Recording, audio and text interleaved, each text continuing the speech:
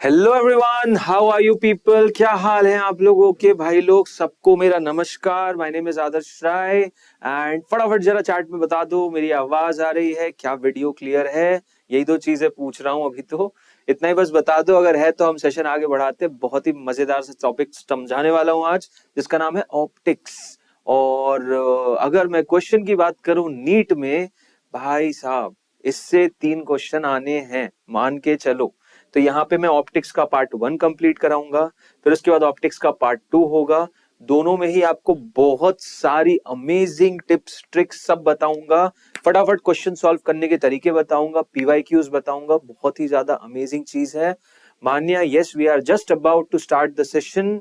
पहले मुझे बता दो मेरी आवाज क्लियर है क्या, क्या आप देख पा रहे हो मुझे। सारी चीजें क्लियर है तो हम फटाफट जरा सेशन स्टार्ट करते हैं ऑप्टिक्स का पार्ट 1। ठीक है, अब इसमें हम कौन कौन से टॉपिक्स कवर करेंगे, चलो जरा फटाफट बता देता हूं। इसमें हम मोस्टली रिफ्लेक्शन का कॉन्सेप्ट पूरा देख लेंगे, साथ ही साथ रिफ्रैक्शन का कॉन्सेप्ट देख लेंगे, लेंसेज के थ्रू लेंस मेकर फॉर्मूला, सारी ही चीजों के बारे में बात करेंगे।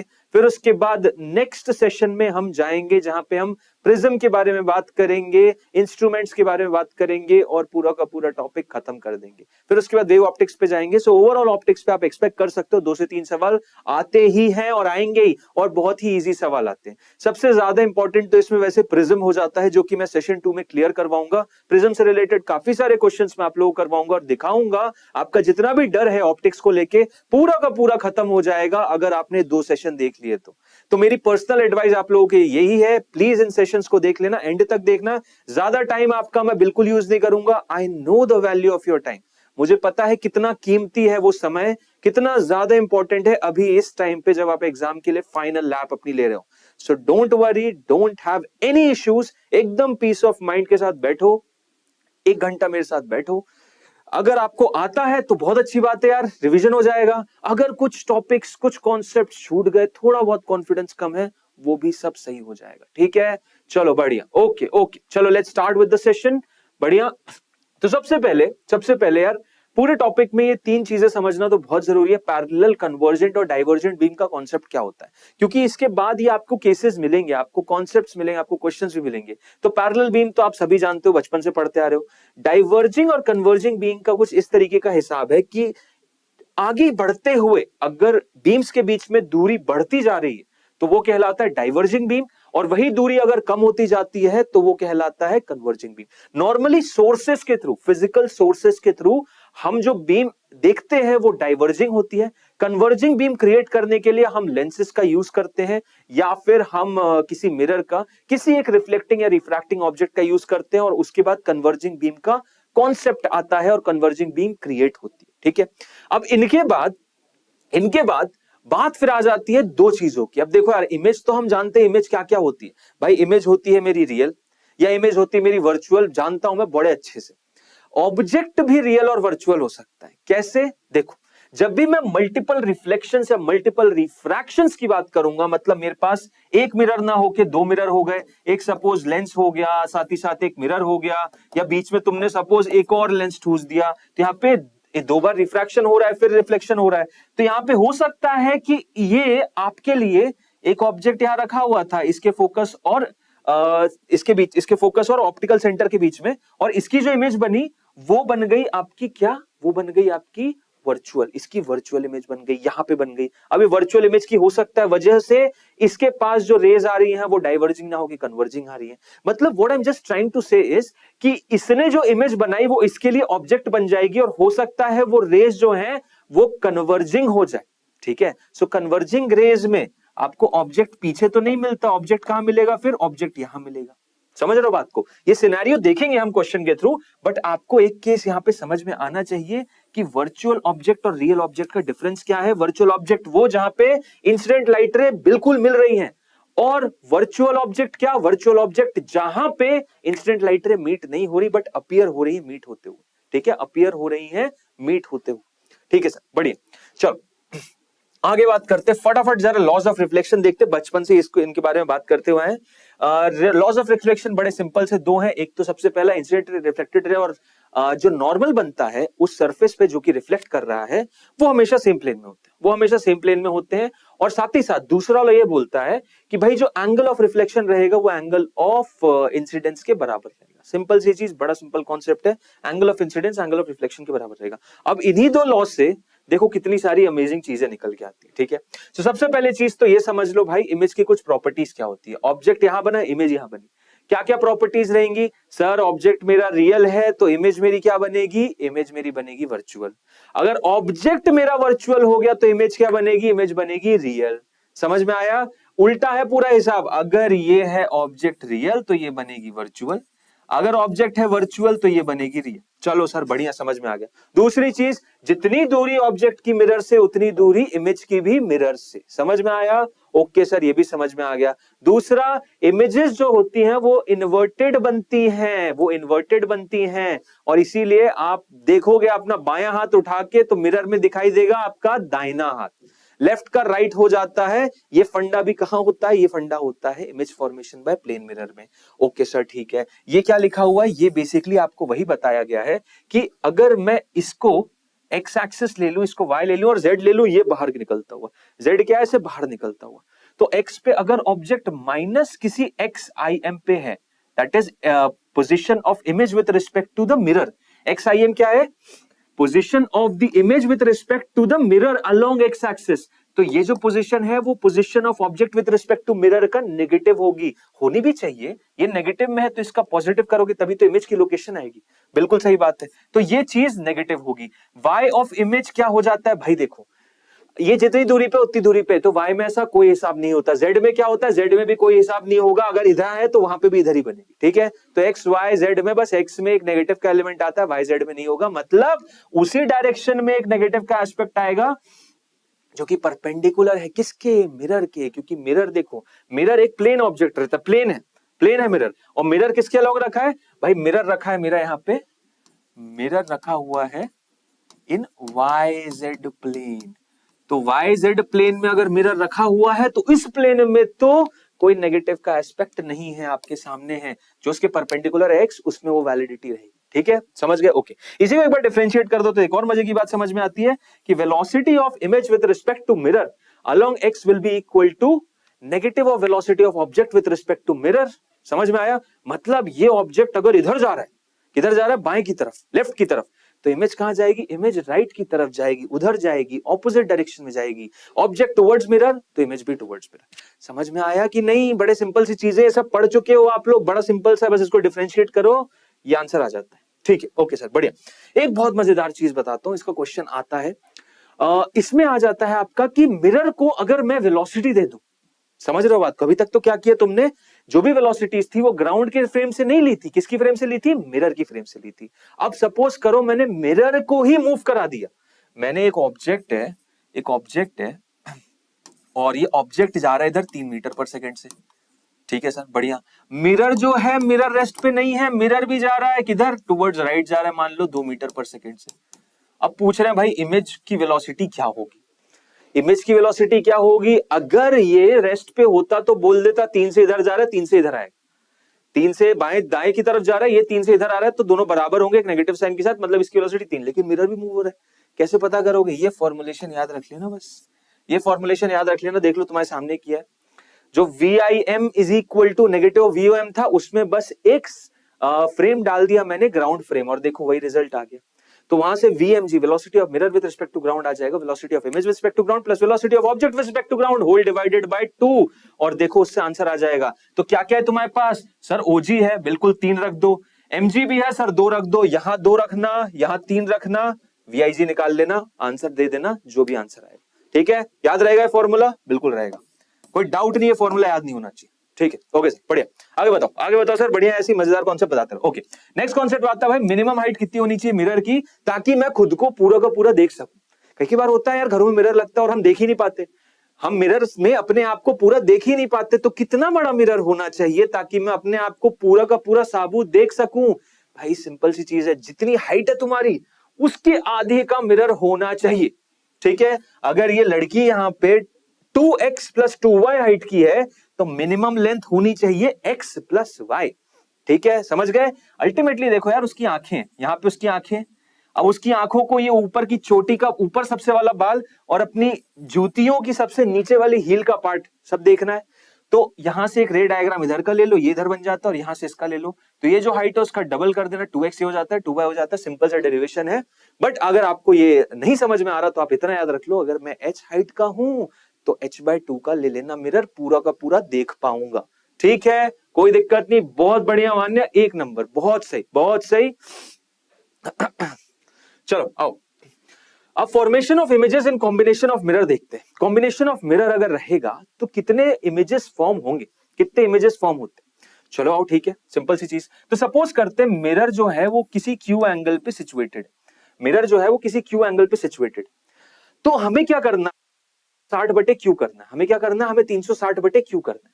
और अगर 360/Q मेरा कितना आ गया भाई, मेरा इवन आ गया, 360/Q मेरा इवन आ गया, तो जो टोटल नंबर ऑफ इमेजेस बनेंगी वो 360/Q के बराबर होंगी।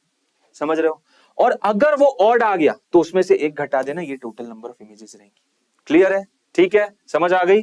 ओके सर, बढ़िया बढ़िया, आगे बढ़ते हैं। रोटेशन ऑफ मिरर, बहुत अच्छा, इससे रिलेटेड क्वेश्चन आया हुआ है, इससे रिलेटेड क्वेश्चन आया हुआ है, तो ये मैं आप लोगों को बताऊंगा। ओके, इससे रिलेटेड क्वेश्चन डेफिनेटली आया हुआ है। अब देखो रोटेशन ऑफ मिरर में क्या होता है कि इसका सिंपल सा एनालिसिस ये है, एक मिरर ले लिया, एक मिरर ले लिया, यहां पे ये लाइट रह गई, ठीक है, ये नॉर्मल है, इधर बन गई, सेम वही आई और ये आर, और आई की वैल्यू आर के बराबर है कि नहीं? आई की वैल्यू किसके बराबर है? आई की वैल्यू आर के बराबर है। ओके सर, बढ़िया। अब क्या कर रहे हो? अब मैं ये कर रहा हूं, इस मिरर को थीटा एंगल से घुमा दिया, इस मिरर को मैंने क्या किया, थीटा एंगल से घुमा दिया, इसको थीटा से घुमाया, तो होगा क्या भाई, नॉर्मल शिफ्ट हो जाएगी, नॉर्मल भी थीटा से घूम गई, तो अब जो एंगल है वो कितना हो जाएगा, इंसिडेंस आई प्लस थीटा, आई प्लस थीटा। तो रिफ्लेक्टेड एंगल कितना हो जाएगा, रिफ्लेक्टेड एंगल कितना होगा, रिफ्लेक्टेड एंगल भी यहां से वही आई प्लस थीटा मतलब आर प्लस थीटा हो जाएगा। समझ रहे हो बात को? तो अब मुझे बताओ, ये अपने ओरिजिनल से कितना मूव हो गया, ये अपने ओरिजिनल से मूव हो जाता है 2 टाइम्स थीटा के बराबर। समझ रहे हो? ये हो जाता है, जो रिफ्लेक्टेड रे आपकी थी, ये रिफ्लेक्टेड रे आपकी थी, कितना मूव हो जाती है, अगर मिरर को थीटा से घुमाओगे तो रिफ्लेक्टेड रे आपकी 2 थीटा मूव हो जाएगी। देख लो, खुद समझ जाओ, नॉर्मल थीटा सर का, ठीक है, नॉर्मल थीटा सर का, तो पुरानी वाली रिफ्लेक्टेड रे भी थीटा सर की, और उसके बाद अब इससे और आर प्लस थीटा से जाना है, तो वो थीटा और ये थीटा है, दोनों थीटा मिलके कितना बना देते हैं, 2 थीटा आगे बढ़ जाता है रिफ्लेक्टेड रे। समझ आ गया अगर तुम्हें तो बहुत अच्छी बात है, नहीं समझ में आए तो भगवान के लिए इस चीज को याद रखना कि whenever the mirror is shifted by an angle theta, so reflected ray कितना मूव हो जाती है, 2 थीटा के बराबर। ठीक है, ओके सर, बहुत बढ़िया बहुत बढ़िया। अब स्फेरिकल मिरर के कुछ बेसिक कॉन्सेप्ट, स्फेरिकल मिरर के कुछ बेसिक कॉन्सेप्ट, जैसे कि फॉर्मूला क्या होता है, फॉर्मूला क्या होता है, किसका फॉर्मूला क्या होता है भाई, मिरर का। मिरर तुमने कॉनकेव है, कॉन्वेक्स है, उसके फॉर्मुलेशन क्या होते हैं, फिर उससे रिलेटेड स्टैंडर्ड इमेजेस क्या होती हैं। क्योंकि देखो यार, बहुत दफा क्या होता है कि हम लोगों को एक केस दे देते हैं कि भाई मिरर यहाँ पे पोजीशनड है, आपसे बोलेंगे नहीं कुछ भी, आपसे बोलेंगे नहीं, आपसे बोल देंगे मिरर की फोकल लेंथ है 10 सेंटीमीटर और 20 सेंटीमीटर दूर मैंने एक ऑब्जेक्ट रख दिया। तो ये मेरा दिमाग बोलना चाहिए कि अच्छा सेंटर ऑफ कर्वेचर पे आ रहा है, यानी इमेज भी सेंटर ऑफ कर्वेचर पे बनेगी। ऐसे क्वेश्चंस आते हैं, they will not give you the value कि भाई वो सेंटर ऑफ कर्वेचर पे है तो तुम समझ जाओ कि okay, they will give you the मतलब वैल्यू दे देंगे। आपकी फोकल लेंथ 15 सेंटीमीटर से रिलेटेड क्वेश्चन देखेंगे हम अभी कि आपका फोकल लेंथ 15 सेंटीमीटर है और 30 सेंटीमीटर पे ऑब्जेक्ट रखा हुआ है, ठीक है, और दूसरा एक और मिरर है, तब बताओ फाइनल इमेज कहां लगे हो तुम, 1/v वर्स 1/u करने में और आंसर निकालने में, भैया वही टाइम खत्म हो जाएगा। नीट में इतना सोचने का टाइम नहीं मिलता आपको, तुरंत आंसर निकालना है, तुरंत देखते ही आपको समझ में घंटी बजनी चाहिए दिमाग में कि हाँ अच्छा ऐसे करेंगे, तो वही घंटियां हम अभी बजाएंगे, उन्हीं को रिवाइज करेंगे। देखो सबसे पहले तो यार फॉर्मूला क्या होता है, मिरर फॉर्मूला क्या होता है, एक मिरर इमेज, पहले तो मिरर बना लेते हैं भाई, मिरर कौन कौन से होते हैं। एक तो आपका हो जाता है ये, इसे हम बोलते हैं कॉनकेव मिरर, ठीक है। दूसरा हो जाता है मेरा कॉन्वेक्स मिरर,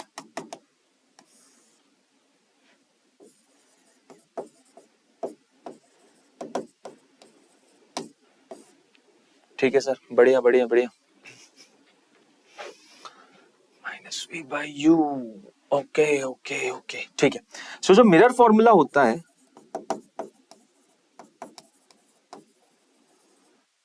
वो जाता है 1/v plus 1/u is equal to 1/n। ठीक है, और मैग्निफिकेशन कितनी होती है?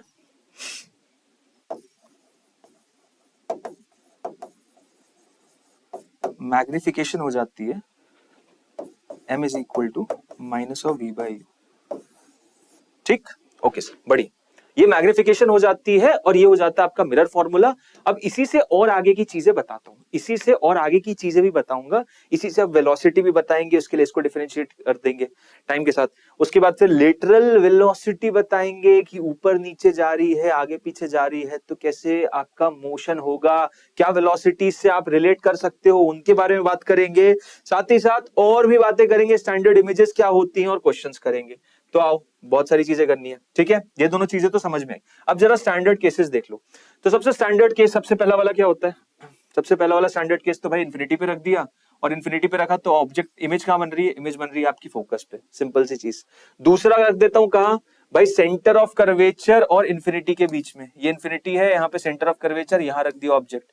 इमेज कहां बनती है? इमेज बनती है स्मॉल बनती है, इन्वर्टेड बनती है, और फोकस और सेंटर ऑफ कर्वेचर के बीच में रहती है। दूसरा सिनेरियो, तीसरा सिनेरियो क्या होता है? सेंटर ऑफ कर्वेचर पे ऑब्जेक्ट रख दो, यही पे इसी पे रिलेटेड क्वेश्चन भी आते हैं। सेंटर ऑफ कर्वेचर पे है तो सेंटर ऑफ कर्वेचर पे ही इमेज बनेगी, और सेंटर ऑफ कर्वेचर पे इमेज बनेगी, सेम साइज की बनेगी, रियल बनेगी, रियल बनेगी, रियल बनेगी कि वर्चुअल बनेगी? भाई रियल बनेगी और इन्वर्टेड बनेगी। वर्चुअल का केस आएगा जब दूसरी तरफ बन जाए, जहां पे होनी नहीं चाहिए, जहां पे होनी ही नहीं चाहिए। ठीक है, ओके। चौथा केस क्या आता है? जब सेंटर ऑफ कर्वेचर और फोकस के बीच में रख दिया, सेंटर ऑफ कर्वेचर और फोकस के बीच में रख दिया, इमेज बन जाएगी पहले से भी बड़ी, खुद से बड़ी बन गई, और उसके बाद इन्वर्टेड तो बनी रही है, रियल भी बनी रही है, और लोकेशन आ जाती है सेंटर ऑफ कर्वेचर और इन्फिनिटी के बीच में। पांचवा केस होता है कि भाई फोकस पे रख दिया तुमने, और फोकस पे रख दिया तो इमेज देखो यहां बन रही है। इस पांचवे को पहले के साथ मिक्स करके भी समझना कि अगर इमेजेस मान लो इस तरीके से आ रही होती, इमेजेस मान लो इस तरीके से आ रही होती, इसका जस्ट ऑपोजिट, इमेजेस सपोज ऐसे आ रही होती, ये ऐसे, तो उनका जो फाइनल वो बनता, वो भी यहीं पे बनता, आपका फोकस भी बनता। ठीक है ना? सो इसमें तो आपका पॉइंट इमेज बनती है। अगर light rays parallel to principal axis coming from infinity तो पॉइंट ऑब्जेक्ट बनता है, but making an angle with principal axis but coming from infinity में इस टाइप का स्ट्रक्चर बनता है, मतलब एक इमेज बनती है आपको। ठीक है, ओके, बढ़िया। तो ये हो गया केस मेरा सिक्स्थ वाला, फिफ्थ वाला। उसके बाद नेक्स्ट कौन सा? नेक्स्ट है सर मेरा एफ वाला, जिसमें मैंने एफ और पोल के बीच में रख दिया, एफ और पोल के बीच में रख दिया, और ये सबसे ज्यादा यूज्ड केस है, सबसे ज्यादा यूज्ड केस है। रीजन बीइंग, इसको डेंटिस्ट पोजीशन या डेंटिस्ट कैमरा भी बोला जाता है। रीजन बीइंग क्योंकि यहाँ पे जनरेट करता है कौन सी इमेजेस? वर्चुअल इमेजेस, और वर्चुअल इमेजेस ही हम अपनी नेकेड आइज के थ्रू देख सकते हैं। रियल इमेज तुम कभी नहीं देख पाओगे, कोशिश भी मत करना, करना चाहो तो करके देख लेना, नहीं देख पाओगे, नहीं देख पाओगे। रियल इमेजेस कौन सी देख पा सकते हो? तुम देख सकते हो मात्र वर्चुअल इमेजेस, और वर्चुअल इमेज यहाँ पे क्रिएट हो रही है। हाइट बढ़ जाएगी, ऑब्जेक्ट छोटा था, हाइट ज्यादा हो जाएगी, हाइट ज्यादा हो जाएगी तो भाई काम की चीज है डेंटिस्ट के लिए। छोटे से दांतों में कैविटी ढूंढनी रहती है, कीड़े मकोड़े देखने रहते हैं, आराम से देख सकते हो, है कि नहीं? बिल्कुल। मान्य किसकी बात कर रहे हो आप? Which is real and inverted? Which one is real and inverted? यहाँ पे और जो इमेज बनती है कैसी बनती है? Virtual and erect. यहाँ पे इमेज जो बनती है that is virtual and erect. So मात्र एक ही केस बनता है वर्चुअल एंड इरेक्ट इमेज का, और डी, यस डी, बिल्कुल एकदम सही बोला आपने, रियल और इन्वर्टेड बन रही है। ये केस बनता है वर्चुअल एंड इरेक्ट का, बहुत ज्यादा इंपॉर्टेंट पॉइंट होता है और बहुत ज्यादा पूछा जाने वाला केस भी है। ठीक है, ओके सर। कॉन्वेक्स का ही बता दो यार, चलो कॉन्वेक्स का ही बता देते हैं, क्या ही बात है। तो कॉन्वेक्स में दो ही पोजीशन है, बड़े इजी से। पहली पोजीशन ये होती है भाई इन्फिनिटी से आ रही है, फोकस पे बनेगी, लेकिन इमेज कहां? इधर बननी चाहिए क्या? नहीं भाई, मिरर इधर है, इमेज इधर बननी चाहिए, लेकिन बनती इधर है, तो इमेज कैसी हो गई? ये वर्चुअल हो गई, वर्चुअल हो गई, पॉइंट साइज हो गई। अगर यही light rays parallel to principal axis ना के किसी एंगल पे आ रही होती तो point object image, point image नहीं बनती, वो बनती किसी एंगल पे कुछ लंबी छोटी सी। ठीक है, जैसा यहां पे केस था वही केस होगा, फोकस पे ही पोजीशन रहेगी लेकिन पॉइंट साइज नहीं रहेगी। ठीक है, पॉइंट साइज का केस तभी बनता है जब light rays parallel to principal axis infinity से आए। यहां पे पैरेलल तो आ रही हैं और प्रिंसिपल एक्सिस की भी आ रही है, लेकिन अगर मान लो प्रिंसिपल एक्सिस से पैरेलल लाइट रेस एंगल बनाती हुई आएंगी तो उस सिनेरियो में फोकस पे कुछ इमेज का साइज हो जाता है। ठीक है। ओके, दूसरी पोजीशन होती है इन्फिनिटी से पोल के बीच में कहीं पे भी रख दो, इन्फिनिटी से पोल के बीच में कहीं पे भी रख दो। रीजन सिंपल है, एक ही चीज आएगी, यहां पे बनेगी एक छोटी सी इमेज, एक छोटी सी इमेज बनेगी, वर्चुअल होगी, इरेक्ट होगी। ये भी सबसे ज्यादा इंपॉर्टेंट पोजीशन होती है। रीजन, क्योंकि भाई हमें अपनी आंखों से देखना है। मिरर विरर हमने क्यों डिफाइन किया? अपनी सहूलियत के लिए किए। हमें एक्सपेरिमेंट थोड़ी करना था कि सेंटर ऑफ कर्वेचर पर रखो उस पे बनेगी, नहीं। हमने अपनी सहूलियत इसमें देखी कि भाई किस टाइप के मिरर हमारे काम आ सकते हैं। तो इस टाइप के मिरर काम आते हैं। कहां पे इस टाइप के मिरर काम आते हैं? जहां पे फील्ड ऑफ व्यू बढ़ाना रहता है। फील्ड ऑफ व्यू बढ़ाना रहता है, छोटे छोटे छोटे छोटे से बहुत सारे ऑब्जेक्ट आप कवर कर सकते हो और मजा आ जाएगा। समझ गए? छोटे छोटे बहुत सारे ऑब्जेक्ट्स का मतलब ये है कि जैसे साइड व्यू मिरर होता है, जैसे कि आप लोग पार्किंग में देखा होगा, आप लोगों ने पहाड़ों पे कभी जर्नी की है तो आपने ये टर्न्स पे देखा होगा कि जब कभी भी टर्न्स होते हैं, यहां से एक गाड़ी जा रही है भाई इधर और एक गाड़ी इधर जा रही है, ठीक है। अब ये इधर जा रही है, इधर जा रही है, पतली सी सड़क है, दोनों को थोड़ी देखेगा, पेड़ पौधे लगे हुए पहाड़ों पे। तो यहाँ पे क्या होता है, एक कॉन्वेक्स मिरर ऐसे लगा देते हैं। तो इस बंदे को ये दिख जाता है, इसको ये दिख जाता है, दोनों आराम से गाड़ी की स्पीड धीमी कर लेते हैं तो कोलिजन होने से रुक जाते हैं। इससे क्या हुआ भाई, इस बंदे को इधर तक का दिख गया। फील्ड ऑफ व्यू देख रहे हो कितना बढ़ गया? तो फील्ड ऑफ व्यू बढ़ जाता है और फील्ड ऑफ व्यू जहां बढ़ता है वहां कॉन्वेक्स मिरर का यूजेज होता है। ठीक, समझ गए? ओके, बढ़िया सर। अब आओ जरा वेलोसिटी की भी बात कर लेते हैं। बिल्कुल कर लेते, कोई दिक्कत नहीं। अगर मेरा ऑब्जेक्ट मूव कर रहा है प्रिंसिपल एक्सिस के अलोंग, कहां? प्रिंसिपल एक्सिस के अलोंग, आगे या पीछे, तो वेलोसिटी कितनी होगी? सिंपल सी चीज है सर, 1/v + 1/u = 1/f को डिफरेंशिएट कर दो। ये जो इक्वेशन है इसी को बस डिफरेंशिएट करना, और इसको डिफरेंशिएट कर दूंगा, तो ये आ जाएगा मेरा आंसर, क्लियर? कि Vx will be equal to -v²/u² into du/dt। मतलब dv/dt क्या है मेरी? ये है मेरी वेलोसिटी ऑफ इमेज, और ये क्या है मेरी? Velocity of object. क्लियर है? बिल्कुल यही होगा आंसर, ठीक है। दोनों को डिफरेंशिएट कर दो, इसका डिफरेंशिएशन 0, इसका -1/v² dv/dt, इसका -1/u² du/dt, उधर ले जाओगे, फाइनली ये आंसर आएगा। तो dv/dt क्या है? वेलोसिटी ऑफ इमेज, ये हो गया वेलोसिटी ऑफ ऑब्जेक्ट। लेकिन किसके रिस्पेक्ट में? मिरर के रिस्पेक्ट में भाई साहब। किसके रिस्पेक्ट में? मिरर के रिस्पेक्ट में, ग्राउंड के रिस्पेक्ट में नहीं, मिरर के रिस्पेक्ट में। समझो, ये जो वेलोसिटीज किसके फ्रेम से है? विथ रिस्पेक्ट टू मिरर है। टेंशन मत लो, मिरर के मोशन का तुम लोगों को क्वेश्चन नहीं आएगा, नीट वालों को, जेई वालों को आ सकता है, तुम लोगों को तो नहीं आएगा, ठीक है। सो यहाँ पे ये केस समझना। अच्छा, अब ये तो सर पैरेलल था, परपेंडिकुलर में क्या करेंगे? भाई जब परपेंडिकुलर हो रहा है तो दूसरे केस को हम डिफरेंशिएट करेंगे। एक ये चीज पढ़ी है ना, m क्या होता है? m होता है सर जो हाइट ऑफ इमेज है divided by height of object, और यहाँ पे कितना होता है सर? -v/u। कितना होता है? -v/u। अगर -v/u है तो एक काम करो ना, dhi और dho इन दोनों को डिफरेंशिएट कर दो, इसको उधर ले जाओ तो आंसर आ जाएगा। So basically dhi is equal to -v/u, ये कांस्टेंट की तरह बिहेव करेगा, इंटू dho/dt। ठीक, ये हो गई मेरी वेलोसिटी ऑफ इमेज, जो कि है परपेंडिकुलर किसके? प्रिंसिपल एक्सिस के, ठीक है। और ये हो गई मेरी वेलोसिटी ऑफ ऑब्जेक्ट, जो कि क्या है? परपेंडिकुलर टू किसके? प्रिंसिपल ऑफ एक्सिस पे, ठीक है। क्लियर? समझ में आया कि नहीं आया? तो ये हो गया आपका भाई velocity of object, velocity of image, perpendicular. Parallel वाला ऊपर लिखा, परपेंडिकुलर वाला नीचे लिखा है, देख लो, तुम्हारे सामने दे रहा हूं, कोई इसमें डाउट नहीं होना चाहिए, कोई भी डाउट नहीं होना चाहिए, ठीक है सर। ओके, अब आ जाओ सर रिफ्रैक्शन पे फटाफट कर रहे हैं हम, फटाफट। कोई भी डाउट हो बिल्कुल पूछ लेना, कोई भी प्रॉब्लम हो, कोई भी समस्या हो, you are open to ask, open doubt session चल रहा है, ओपन क्लास चल रही है, किसी को कोई भी समस्या है बिंदास पूछो, बिल्कुल मत शर्माओ, ठीक है। अब देखो, बेंडिंग ऑफ लाइट जब भी आपका क्या चेंज होता है? मीडियम चेंज होता है। कौन सा मीडियम सर? अगर हम पानी में से पत्थर में डालेंगे तो मीडियम चेंज होगा? अरे नहीं भाई, ट्रांसपेरेंट मीडियम की बात हो रही है, जिसमें लाइट चल सके, वहां पे क्या होता है? वहां पे ये होता है कि जैसे ही मीडियम चेंज हो जाता है, मतलब रेयर से डेंसर चला जाता है, डेंसर से रेयर। अच्छा, ये सब क्या होता है? रेयर से डेंस और डेंस से rare.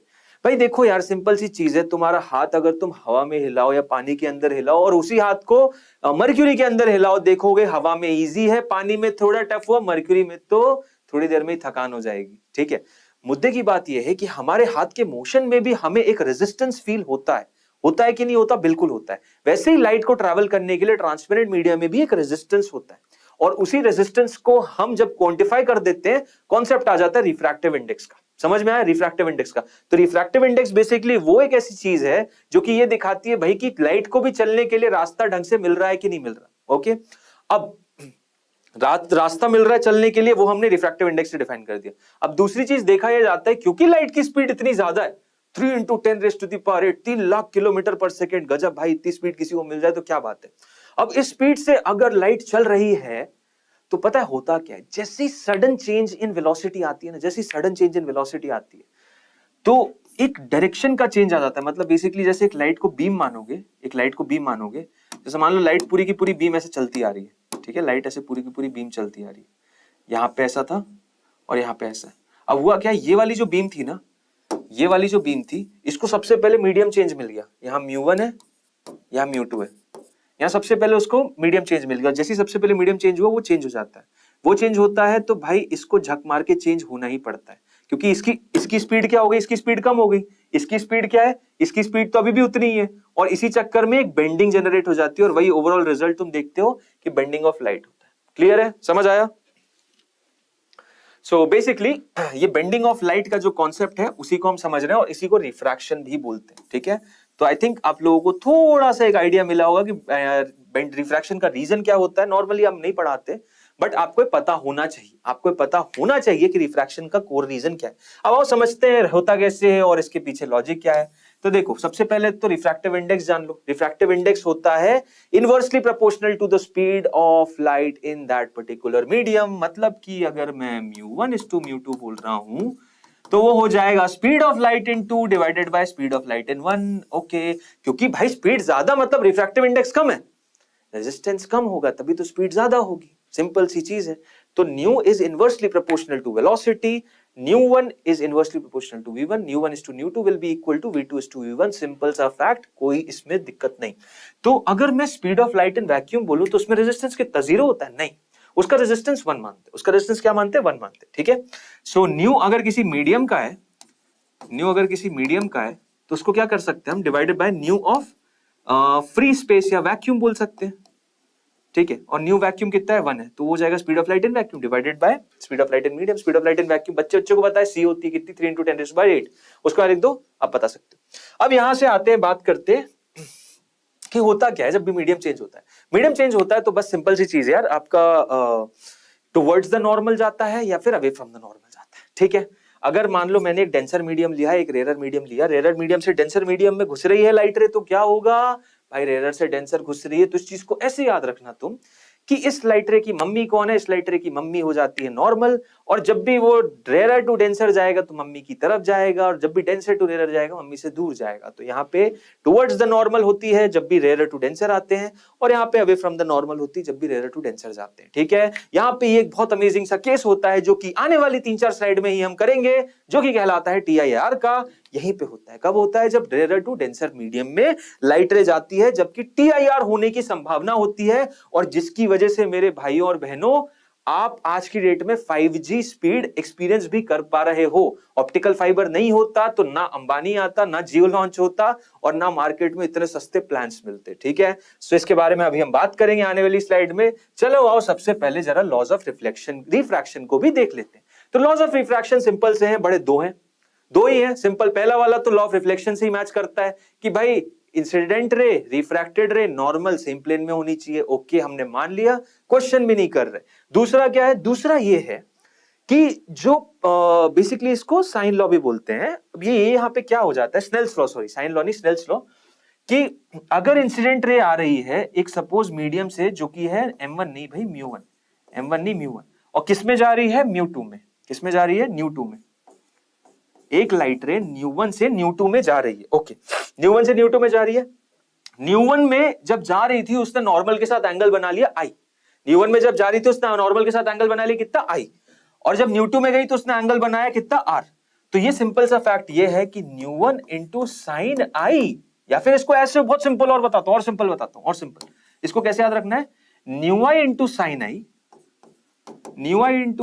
i is equal to new R into sine R. Simple. जिस मीडियम में है वहां पे उसका रिफ्रैक्टिव इंडेक्स टाइम्स नॉर्मल के साथ जितना एंगल मारे उसका साइन ले लेना। ऐसे मीडियम में अगर बहुत सारे मीडियम रख दिया तो सबका ऐसे ही करते जाना। दूसरे वाले में एंगल मान लो θ2 बनाया तो न्यू2 इंटू θ2, फिर तीसरे ने बनाया न्यू3 इंटू θ3। सिंपल। जिस सरफेस पे आ रही है, जहां से लाइट आ रही है, उसका रिफ्रैक्टिव इंडेक्स लोगे और एंगल नॉर्मल के साथ जो बनेगा उसका साइन ले लेना। इसका प्रोडक्ट सेम रहता है, इसका प्रोडक्ट क्या रहता है, सेम रहता है, और बस वही लिखना। ठीक, ओके, बढ़िया। आओ क्वेश्चन कर लेते हैं। प्रिज्म का क्वेश्चन जैसा कि मैंने बताया यार, अगला सेशन जो रहेगा प्लीज भाई उसको तो छोड़ना ही मत। इतने सारे प्रिज्म के क्वेश्चन आए ना लास्ट ईयर्स के एनालिसिस में कि आप मान के चलो इस बार प्रिज्म का क्वेश्चन आना ही है। प्रिज्म तो आता ही है, मतलब नीट बोलो या जेई बोलो, प्रिज्म एक सबसे क्या बोलूं मैं उसके लिए, बहुत ही ज्यादा इंटरेस्टिंग केस स्टडी हो जाता है नीट और जेई वालों के लिए। पता नहीं क्यों इतना ज्यादा पूछते, बट पूछते अच्छी बात है। और सबसे अच्छी बात, इजी क्वेश्चंस आते हैं, बड़े इजी क्वेश्चंस आते हैं प्रिज्म से। तो देखो क्या बोल रहा है, find the value of angle from the prism refractive index. Last का दे दिया भैया जी ने √3, भैया जी ने दे दिया कितना, √3। Okay, no problem. देखो यहां पे भाई साहब आ रहे हैं नॉर्मली, ये भाई साहब आ रहे हैं नॉर्मली। अब नॉर्मली आएगा तो नॉर्मली निकल जाएगा, सिंपल सी चीज। नॉर्मली अगर आ रहा है तो नॉर्मली ही निकलेगा, यहाँ पे थोड़ी कोई रिफ्रैक्शन या रिफ्लेक्शन होगा, है कि नहीं। नॉर्मल आ रहा है, नॉर्मल जाएगा। ओके सर, ठीक है, आप बोलते मान लिया। अब ये नॉर्मल के साथ यहाँ पे हिट करेगा, नॉर्मल के साथ क्या करेगा, यहाँ पे हिट करेगा, मतलब यही लाइट रे कुछ इस तरीके से ऐसे जाएगी, इधर ये आ गई, ठीक है। अब यहाँ पे क्या होगा, यहाँ एक नॉर्मल बनाओ, यहाँ एक नॉर्मल बनाओ। तो यहाँ पे क्या केस स्टडी हो रही है, यहाँ पे केस स्टडी हो रही है कि इसका रिफ्रैक्टिव इंडेक्स तो आ गया भाई न्यू। इसका रिफ्रैक्टिव इंडेक्स कितना आ गया, इसका रिफ्रैक्टिव इंडेक्स आ गया है न्यू। यहाँ पे एंगल कितना बनेगा, ये एंगल तो सर पता करना पड़ेगा। ओके, और उसके बाद मुझे क्या पता करना, अल्टीमेटली ये बताओ मुझे, एंगल ऑफ इमर्जेंस पता करना। मतलब यहां से कैसे निकला, पहली चीज तो इसका रिफ्रैक्टिव इंडेक्स √3 दे रखा है, बाहर हवा है, तो ये डेंसर टू रेयरर जा रहा है, तो अपनी मम्मी से दूर जाएगा। मुझे ये पता करके बता दो यार, बस ये पता करके बता दो। बता देंगे, बिल्कुल बता देंगे। स्नेल्स लॉ का यूज करेंगे कैसे, बस मुझे तुम ये बता दो। ये वाला एंगल, इसको मैं आर बोल दे रहा हूं, ठीक है। ये एंगल आर बता दो, मैं ई तो बता दूंगा। कैसे बताऊंगा, सिंपल सी इक्वेशन लिख के। कौन सी वाली, देख, इस सरफेस पे मैं जाना है, इस सरफेस पे जाना है, इस सरफेस पे मुझे लिख देना है इसका nu into sine R is equal to, बाहर तो 1 है, into sine of E. Nu तो मुझे पता ही है, साइन आर, बस आर बता दो, मजा आ जाएगा। आर की वैल्यू कोई बताओ, बहुत बढ़िया, 60 डिग्री। चलो देखते हैं आर की वैल्यू 60 डिग्री है क्या, आओ भी देखते हैं। ये भाई साहब हो गए मेरे 90 ये 90 हो गए, ये 60 था तो ये 30 ही होगा, ये 30 होगा। इससे दिख रहा है, नहीं दिख रहा। ये एंगल मेरा 30 हो गया, ये 90 था, ये 90 हो गया। ये एंगल कितना होगा भाई, ये एंगल को तो 60 ही होना पड़ेगा, क्योंकि ओवरऑल तो एक राइट एंगल ट्रायंगल है ना। ये 30 हो गया, ये 90 तो ये 60 होगा, ये 60 है, तो आर की वैल्यू हो जाएगी कितनी, आर की वैल्यू हो जाएगी 30। आर की वैल्यू कितनी हो जाएगी, 30। R will be equal to 30 degree, R will be equal to 30 degree. अब आर की वैल्यू 30 है, तो ई की वैल्यू कितनी आएगी, तो आर को यहां पटकते हैं। न्यू की वैल्यू कितनी है, √3। आर की value sine of 30 is equal to sine of E, तो ई की वैल्यू कितनी आ गई भाई, ये आ जाएगा √3/2। ये कितना आ रहा है, √3 इंटू 1/2, ये आ गया √3/2 का साइन इनवर्स, ठीक है। सो ई की वैल्यू कितनी आ जाएगी, 60 डिग्री के बराबर। बहुत बढ़िया मान्य, very good, very nice. R 60 नहीं है यार, ई 60 है, बिल्कुल सही बोला। और आर की वैल्यू है 30 के बराबर, एकदम सही बोला यार। और जितने भी लोग हैं यार प्लीज आंसर दो, तभी मजा आएगा। आंसर दो, आप ही की तैयारी चल रही है यहाँ पे, ठीक है। तो 2021 का क्वेश्चन है, देख लो, बड़ा इजी था, बड़ा सरल सा था। आपको बस सिंपल स्नेल्स लॉ लगाना था और कुछ नहीं। और हाँ, एक बहुत मेजर सा कॉन्सेप्ट था कि परपेंडिकुलर किसी सरफेस पे, किसी भी सरफेस पे जो कि मीडिया चेंज करवाता है, गिरती है तो भाई वो वैसी की वैसी चली जाती है वहां पे, क्योंकि एंगल ऑफ इंसिडेंस 0 हो गया, तो आर को तो झक मार के 0 होना ही है। ठीक है सर, ओके। अब आओ जरा ग्लास स्लैब का भी फटाफट से डिस्कशन कर लेते हैं। क्विक रिवीजन कर रहे हैं हम, क्विक रिवीजन। तो ग्लास स्लैब को भी निपटा देते हैं, क्योंकि ग्लास स्लैब भी इंपॉर्टेंट तो है, अब देखो ग्लास स्लैब में सिंपली 2 कॉन्सेप्ट हैं जो कि इंपॉर्टेंट है। क्या है, 2 ही कॉन्सेप्ट है जो कि इंपॉर्टेंट है। एक तो होती है इमेज शिफ्ट, फाइनल इमेज कहां बन रही है विद रिस्पेक्ट टू ऑब्जेक्ट, उसकी शिफ्ट की वैल्यू पता होनी चाहिए। और दूसरी होती है लेटरल शिफ्ट, उसकी वैल्यू क्या होती है और वो कॉन्सेप्ट क्या है। तो ये 2 चीजें हमें पता होनी ही चाहिए, बिल्कुल हम छोड़ ही नहीं सकते, ये चीजें हमको पता होनी ही चाहिए। अब आओ इसी के बारे में बात करते हैं। तो यहां पे बन रही है भाई मेरा, ये मान लो मेरा ऑब्जेक्ट है, ये क्या है मेरा ऑब्जेक्ट। आप लोगों को देखो यार, ग्लास स्लैब तो पता ही है, ग्लास स्लैब तो पता ही होगा ना, ग्लास स्लैब को मत भूलना। यहाँ पे मान लो ऑब्जेक्ट है, ये ऑब्जेक्ट इधर गया, सिंपल क्या होगा, मम्मी की तरफ चिपकेगा, ये चिपक गया, फिर क्या होगा, मम्मी से दूर जाएगा, ये चला गया। अब ये जो इंसिडेंट लाइट रे है, ये बीच की रिफ्रैक्टेड और ये फाइनल रिफ्रैक्टेड। अब होता क्या है, फाइनल रिफ्रैक्टेड को जब मैं पीछे की तरफ ट्रैक डाउन करता हूँ ना, तो यहाँ बनता है, यहाँ मामला, एक लाइट रे तो ये हो गई और दूसरी ये हो गई। अल्टीमेटली बोलते हैं कि जो फाइनल इमेज है, मतलब ये जो लाइट रे जा रही है, जो सीधे आंखों में पड़ रही है, उसको जब बैक ट्रेस करेंगे तो यहाँ पे इधर, मतलब इमेज जो बन रही है इस ऑब्जेक्ट की कहां बन रही है, इधर आई पे। ये जो इमेज बन रही है इस ऑब्जेक्ट की कहां बन रही है, आई पे। किस सिनेरियो में कहां जा रही है, टुवर्ड्स द स्लैब। याद रखना जरूरी है, किस तरफ शिफ्टिंग है, टुवर्ड्स द स्लैब शिफ्टिंग है, अवे फ्रॉम द स्लैब नहीं। अवे फ्रॉम द स्लैब भी होता है, अवे फ्रॉम द स्लैब किस केस में होगा, इसका रिफ्रैक्टिव इंडेक्स बाहर से कम ले लो, इसका रिफ्रैक्टिव इंडेक्स बाहर से कम ले लो, away from the slab shift हो जाएगा। ठीक है, सो ये चीज पता होनी चाहिए आपको। यहाँ पे शिफ्टिंग कहां हो रही है, this shifting is towards the slab and इसका मैग्नीट्यूड कितना है, T1 - 1 बाय न्यू के बराबर। कितना, T1 - 1 बाय न्यू के बराबर। क्लियर, समझ आएगा, याद रखोगे, याद रखना। और ये टुवर्ड्स द स्लैब है, this is the shifting is towards the slab. Away from the slab भी होती है क्या सर, बिल्कुल होती है, बिल्कुल होती है। अगर इसका रिफ्रैक्टिव इंडेक्स इससे कम कर दिया तुमने, अगर इसका रिफ्रैक्टिव इंडेक्स से कम कर दिया तो अवे फ्रॉम द स्लैब हो जाएगी, सिंपल सी चीज। सर ये आई डैश क्या था, भाई ये आई डैश था बीच में, ये जो बिना काम की रे थी ना, उसने भी इमेज बनाई यहाँ पे, लेकिन वो तुम्हें से मतलब नहीं है, क्योंकि तुम तो वो देख रहे हो जो तुम्हारी आंखों में जा रहा है, तो आंखों में ऑब्जेक्ट कहां दिख रहा है, यहाँ पे, लेकिन रियल में कहां, यहाँ है। तो ये जो शिफ्टिंग कहलाती है, इसको हम बोलते हैं x upon x, sorry x T, जो कि विड्थ ऑफ द स्लैब कहलाती है। टी कितना है, टी है बेसिकली ये width, this width is known as width of the slab, 1 - 1 by nu के बराबर है। ओके सर, बढ़िया बढ़िया बढ़िया। और इसको क्या बोलते हैं, नॉर्मल शिफ्ट। ऐसे ही लेटरल शिफ्ट भी होती है। अब लेटरल शिफ्ट क्या होती है, लेटरल शिफ्ट ये होती है, लेटरल शिफ्ट ये होती है कि ऐसी लाइटरें भेज रहे थे, ठीक है, सोचा था सीधी जाऊंगी, इसने सोचा था ऐसे सीधी जाऊंगी, हुआ क्या, स्लैब आ गया, एक बार इधर पटका, एक बार इधर पटका, और निकल के ऐसी जा रही हूं। ओके, तो इधर जाना था बट इधर जा रही हूं, मेरा घर तो यहां पे था, अब मैं लेकिन कहां पहुंच गई, पड़ोसी के घर पे पहुंच गई। तो बस ये बता दो, पड़ोसी और मेरे घर के बीच में दूरी अब है कितनी, समझ में आया। मैं जिस घर में पहुंची, जाके बिस्तर पे लेट गई, मुझे पता ही नहीं है वो मेरे घर से कितना दूर है, तो ये दूरी बेसिकली आपकी क्या कहलाती है, lateral shift. This is known as the lateral shift. ठीक है, मैग्नीट्यूड निकालना चाहते हो, अभी निकाल देंगे, बहुत ईजी है मैग्नीट्यूड इसका। हालांकि मैं चाहता नहीं, इसलिए मैंने लिखा भी नहीं कि आप ये मेमोराइज करो, आपको एक कॉन्सेप्ट पता होना चाहिए। और मैग्नीट्यूड कोई निकालने का बोलेगा ना, यू निकाल देना, यू निकाल देना, टेंशन बिल्कुल मत लेना। देखो यहाँ पे क्या केस है,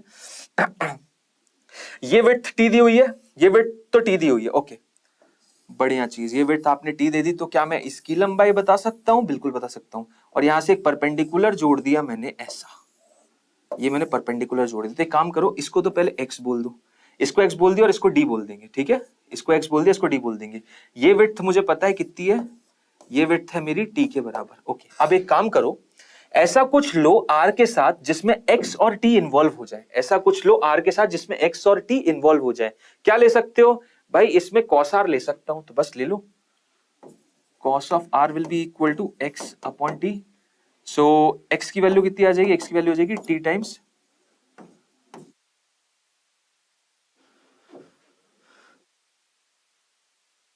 नहीं सॉरी सॉरी सॉरी, उल्टा लिख दिया यार, उल्टा लिख दिया, ये टी बाय एक्स होगा, कितना होगा, टी बाय एक्स। तो x की वैल्यू कितनी आ जाएगी, x की वैल्यू आ जाएगी t upon cos of r। ठीक है, x की वैल्यू निकाल दी, मतलब ये दूरी निकाल दी तुमने। देख लो, ट्रायंगल ले रखा है मैंने, ये वाला ट्रायंगल, इसमें कॉस r की वैल्यू कितनी आ जाएगी, t by X, base upon hypotenuse के बराबर।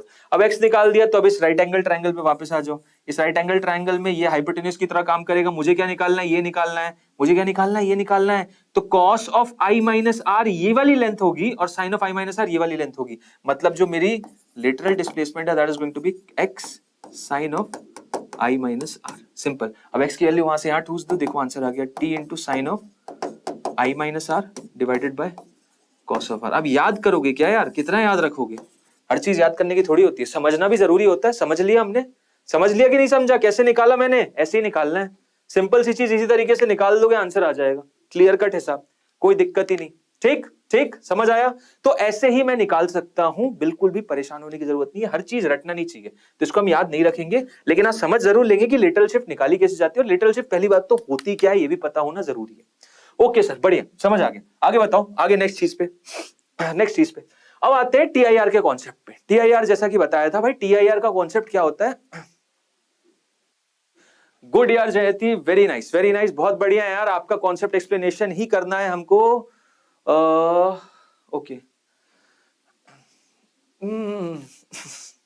ओके ठीक है, तो आपका यार देखो फटाफट कॉन्सेप्ट एक्सप्लेनेशन करना है, फटाफट रिवीजन करना है हमको। आई नो आपका बहुत प्रेशियस टाइम है, बहुत ही ज्यादा प्रेशियस टाइम है, जो कि वेस्ट नहीं होना चाहिए और तुरंत का तुरंत रिवीजन होना चाहिए। हमें बस कॉन्सेप्ट हमें आता है, हमें पूरा पढ़ने की जरूरत नहीं, हमें क्या चाहिए? बस एक क्विक रिवीजन, फटाफट रिवीजन चाहिए और हमारा काम हो जाना चाहिए। आओ बात करते हैं टीआईआर के बारे में। किसके बारे में? टीआईआर के बारे में। टीआईआर में क्या होता है? टीआईआर का सिंपल सा फंडा है, जब भी लाइट रे मेरी रेयरर टू डेंसर जाएगी, जब भी लाइट रे मेरी कहां जाएगी? रेयरर टू डेंसर, गलत बोल दिया, डेंसर टू रेयरर। कहां? Denser to rarer, rarer to denser नहीं, डेंसर टू रेयरर जाएगी, तो एक संभावना ऐसी बनती है कि लाइट रे दूसरे मीडियम में पहुंच ही ना पाए।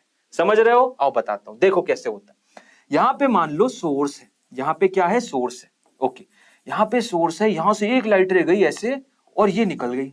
अब तुम बोलोगे सर ये क्या है, रिफ्लेक्टेड रे। देखो भाई होता ऐसा है कि कभी भी किसी भी सरफेस पे, कभी भी किसी भी सरफेस पे अगर लाइट रे जाएगी ना, हमेशा दोनों सिचुएशंस पॉसिबल होती है। कौन कौन सी? एक में तो वो थोड़ा बहुत ट्रांसमिट करती है और बाकी बचा वो रिफ्लेक्ट करती है।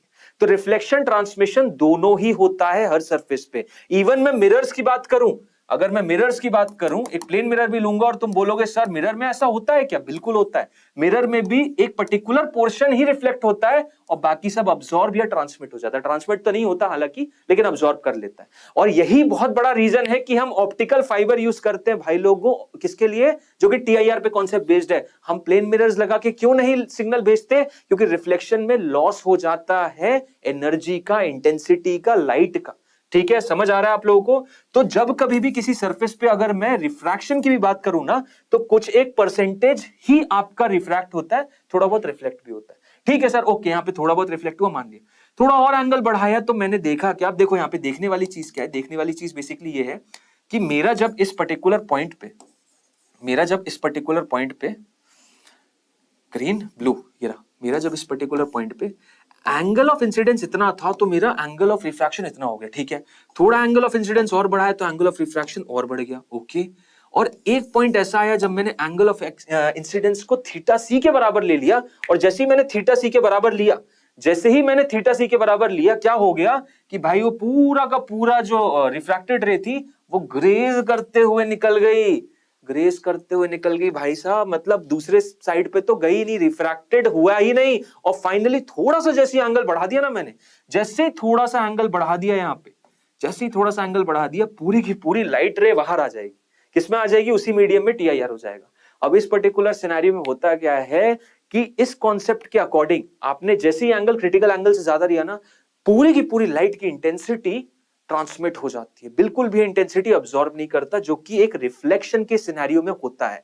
और इसी वजह से मैं बता रहा हूं तुम लोगों को कि रिफ्लेक्शन का सिनेरियो इज मच मतलब ये टीआईआर का जो कॉन्सेप्ट है, इट्स मच एनर्जी एफिशिएंट। जो भी आप सिग्नल्स ट्रांसमिट कर रहे हो वो बहुत इजीली हो सकते हैं और विदाउट एनी लॉस और डैमेज हो सकते हैं। इसीलिए ऑप्टिकल फाइबर इतनी ज्यादा यूजेज में है। और 4G 5G 6G 7G जितने भी झील आपको लगाने हैं, उसमें ऑप्टिकल फाइबर ही है जो कि आपको कनेक्टिविटी दे पाएगा। ओके, समझ में आया? ठीक है सर, अब ये जरा सर फिजिक्स में बता दो। फिजिक्स में देखो बेसिकली तुम्हें ये एंगल पता होना चाहिए थीटा सी, किस एंगल से ज्यादा करना है अगर टीआईआर करना है, और नहीं करना तो इससे कम करना है। अब इसकी वैल्यू कैसे निकालेंगे? स्नेल्स लॉ से बताएंगे। स्नेल्स लॉ से कैसे बताएंगे? देख लो खुद, देखो खुद कैसे बता रहा हूं।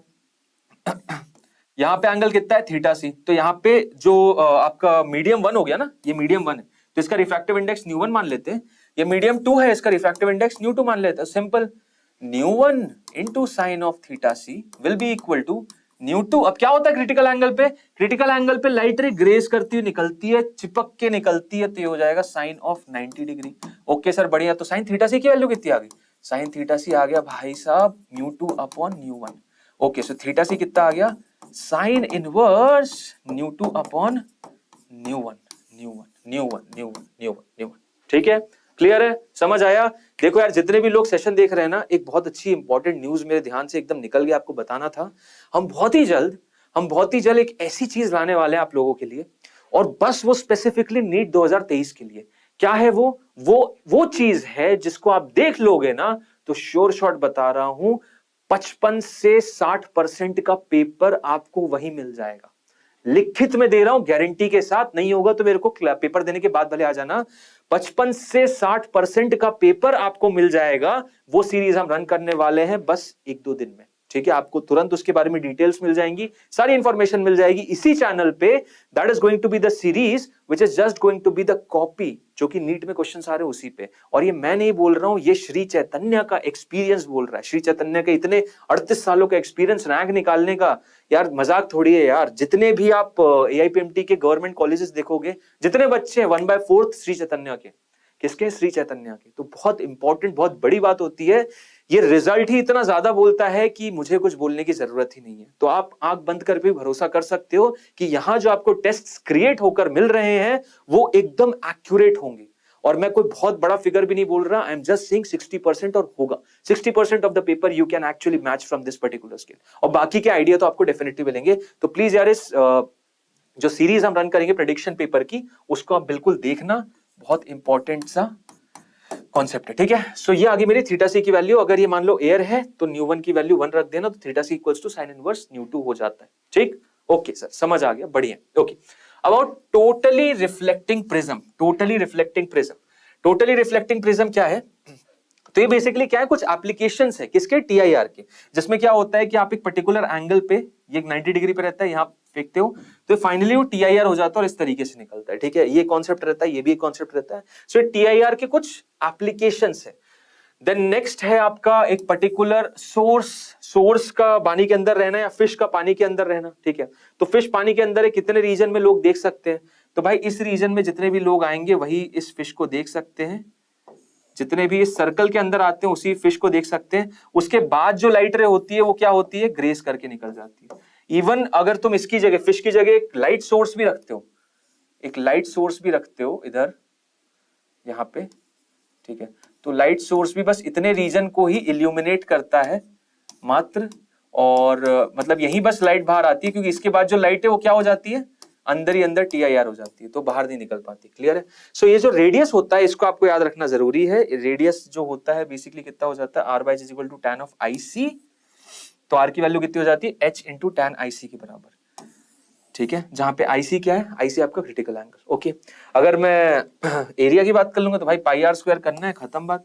पाई H square tan square IC। Simple simple सा पॉइंट है, सिंपल सा पॉइंट है एकदम। देख लो, इस तरीके से रेडियस निकाल सकते हो आप, इस तरीके से आप रेडियस निकाल सकते हो। आई थिंक सबको ये चीज समझ में आ गई है, सबको क्लियरली समझ में आ गई है कितना रेडियस होता है। ये एप्लीकेशंस है TIR की। ओके, नेक्स्ट एप्लीकेशन सबसे इंपॉर्टेंट होता है भाई ऑप्टिकल फाइबर, जिसके बिना तो आजकल की दुनिया चल ही नहीं सकती, जिसके बिना तो हम पढ़ा नहीं सकते, तुम पढ़ नहीं सकते, तुम अपना मोबाइल नहीं चला सकते इतनी स्पीड में without a proper net connectivity. कौन दे रहा है? ऑप्टिकल फाइबर से ही तो आ रही है। ऑप्टिकल फाइबर ही तो वो चीज है जो आपकी नियर बाय जो भी डिवाइसेस है वहां तक एकदम तेज स्पीड का इंटरनेट पहुंचा पा रहा है, ठीक है। सो ये हो जाता है आपका optical fibre. Next concept of TIR, ये सब आपको पता होने चाहिए यार। देखो सब्जेक्टिव क्वेश्चन नीट में आते हैं कि which of the following is not a particular application of TIR, तो you should be knowing it. और इसी के बाद में एटमॉस्फेरिक रिफ्रैक्शन के भी कॉन्सेप्ट बताऊंगा, एटमॉस्फेरिक रिफ्रैक्शन के भी कॉन्सेप्ट बताऊंगा। हाय हाय हाय भाई, हाय, हाउ आर यू? यार मैं तुम्हारा नाम, I am not Daniel. Okay, if you are Daniel, हाय।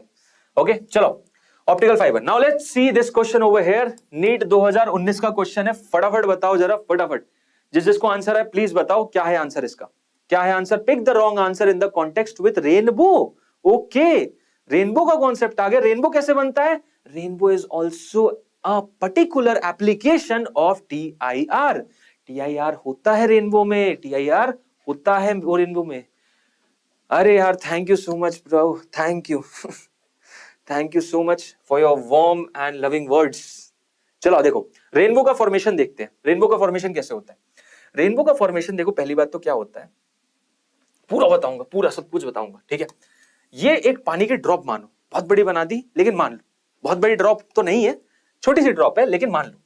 अब होता क्या है कि देखो सूरज मामा यहाँ पे है, ठीक है, सूरज मामा यहाँ पे। और ये कब होता है? ये बारिश में होता है। बारिश में क्यों होता है? बारिश में इसलिए होता है क्योंकि बारिश के टाइम पे बहुत सारे ड्रॉप्स स्काई में क्लाउड्स के अंदर हो जाते हैं, डिपॉजिट हो जाते हैं, और उसी के चलते ये फॉर्मेशन होता है। अब लाइट रे यहां से ऐसे आती है, लाइट रे यहां से ऐसे आती है। एक बार क्या होता है भाई, एक बार होता है उसका रिफ्रैक्शन। रिफ्रैक्शन होने के बाद यहाँ पे क्या होता है? यहाँ पे होता है TIR, यहाँ पे रिफ्रैक्शन R1। फिर TIR होने के बाद क्या होता है? यहाँ पे वापस होता है रिफ्रैक्शन, और यहाँ पे ऐसे बाहर निकलती है। अब यहाँ पे जब ये बाहर निकलती है तो इसकी स्प्लिटिंग हो जाती है। ठीक है, इसकी स्प्लिटिंग हो जाती है। क्लियर है? अब होता क्या है कि यहाँ पे बंदा ऐसे खड़ा रहता है, यहाँ पे ऐसे बंदा खड़ा रहता है। एक्चुअल में यहाँ एकदम सूरज के नीचे नहीं मानो, यहाँ मान लो बंदा खड़ा हुआ है, इधर कोई पर्सन खड़ा है और उसको ऐसे आ रही है। ठीक है, अब इस पर्सन को भी बताता हूं एक मजे की बात, कोई नहीं बताएगा, मैं बताता हूं। देखो, बंदे को भी क्या होता है, लाइट रे तो हर जगह से आ रही है, लाइट रे तो इधर से भी आ रही है, इधर से भी आ रही है, इधर से आ रही है, लेकिन एक पर्टिकुलर एंगल पे ही उसको लाइट रे वो परसीव कर पाता है। एक पर्टिकुलर एंगल पे ही वो लाइट रे को परसीव कर पाता है, और इसीलिए जो रेनबो का फॉर्मेशन होता है ना, वो उसका डायरेक्शन क्या होता है, मतलब उसका पैटर्न क्या होता है, सर्कुलर होता है। जितने लोग तुम्हें बोलेंगे रेनबो का क्या बेसिकली कंस्ट्रक्शन होता है, पैराबोला, एलिप्स, हाइपरबोला, कुछ नहीं भाई। जो रेनबो होता है वो सर्कुलर बनता है। वो अलग बात है, क्योंकि होराइजन यहाँ पे है, तुम खड़े एक्चुअली ऐसे हो, ऐसे खड़े रहते हो। ठीक है, तो तुम्हें बेसिकली यह आधा हिस्सा दिखता है, दूसरा हिस्सा दिख नहीं पाता, और तुम बोलते हो आधा सेमी सर्कल होगा या फिर क्वार्टर सर्कल होगा, जो भी होगा, लेकिन क्या होता है, पूरा सर्कल बनता है। ठीक है, समझ में आया? तो बहुत सारे पॉइंट्स इसमें देखने के थे। अब ऑप्शन देखते हैं, option analysis. The order of colors in rainbow is reversed in secondary rainbow. Yes, obviously देखो सेकेंडरी रेनबो क्या होता है, जब दो बार और रिफ्रैक्शन हो जाए, एक बार यहाँ पे भी TIR हो, यहाँ पे भी TIR हो। ठीक है, सो उसमें ऑब्वियसली ऑर्डर पूरा का पूरा रिवर्स हो जाएगा। तो पहला ऑप्शन एकदम सटीक है। An observer can see an rainbow when his front is towards the sun. अच्छा, ऐसा था क्या? ऐसा था, यहाँ सन था, यहाँ मैं इधर देख रहा था, मेरी आंखें तो इधर ही होंगी ना, इस तरफ, तो मेरा बैक कहाँ है? This is my back. तो बैक कहां होना चाहिए? बैक होना चाहिए सन की तरफ। यहां मैं गधा समझ रहा था। ये बोलता है कि भाई ऑब्जर्वर रेनबो को कब देख पाएगा? जब मैं चांद को, वो सूरज को देख रहा हूं। अब सूरज यहाँ पे, मैं सूरज को देख रहा हूं, पीछे रेनबो बन रहा है, कैसे देख पाऊंगा? देख ही नहीं पाऊंगा, पॉसिबल ही नहीं है। ये तो गलत है, गलती है, सोचना ही नहीं है। देखते और कोई तो गलत नहीं। Rainbow is a combined effect of dispersion, refraction and reflection of sunlight. Obviously reflection है तभी तो 7 कलर दिखे, रिफ्रैक्शन बिल्कुल हुआ, और TIR तो हुआ ही, TIR तो हुआ ही, वही तो रिफ्लेक्शन है। तो यस, ये एकदम सही है। When the light ray undergo two internal reflection in water drops, a secondary rainbow is formed. Yes, that's what I told you. कि 2 बार रिफ्रैक्शन होता है, एक बार यहाँ पे, फिर यहाँ पे, और फिर लाइट रे आती है। तो ये होता है आपका सेकेंडरी इंटरनल रिफ्लेक्शन। तो ये भी एकदम सही है। कौन सा गलत ऑप्शन है? Option number B. तो यही पूछा गया था, write the wrong answer, option number B. अगर आप मान लो बाकी में कंफ्यूज भी हो जाते ना, तो भी यार ये चीज तो क्लियर कट है। ऑब्जर्वर कभी भी सूरज की तरफ देखेगा तो थोड़ी रेनबो दिखेगा। सूरज की तरफ तो तुम 2 मिनट देख लो, तुम्हें आंखें तुम्हारी ऐसे इतनी ज्यादा एनलाइटन हो जाएगी, तुम और कुछ देख ही नहीं पाओगे। रेनबो तो बहुत दूर की बात है, बहुत ही दूर की बात है। ठीक है, क्लियर है? ओके यार, thanks a lot, thanks a lot, and I am really dilated आपके काइंड वर्ड्स के लिए। आपको यार अगर सेशन अच्छे लग रहे हैं, प्लीज यार लाइक कर देना। यूट्यूब बाबा समझ जाएगा कि कुछ अच्छा चल रहा है यहाँ पे, ताकि और शेयर भी कर सकता है, और जिससे शेयर करना चाहो कर लो, that's completely your wish. Okay, चलो आगे बढ़ते हैं। एटमॉस्फेरिक रिफ्रैक्शन, और इसके बारे में कुछ बड़े अमेजिंग से कॉन्सेप्ट देखेंगे। एक्चुअली इसको हम एप्लीकेशन से ही समझते हैं। तो एटमॉस्फेरिक रिफ्रैक्शन का सबसे पहला जो एप्लीकेशन होता है वो होता है मिराज फॉर्मेशन।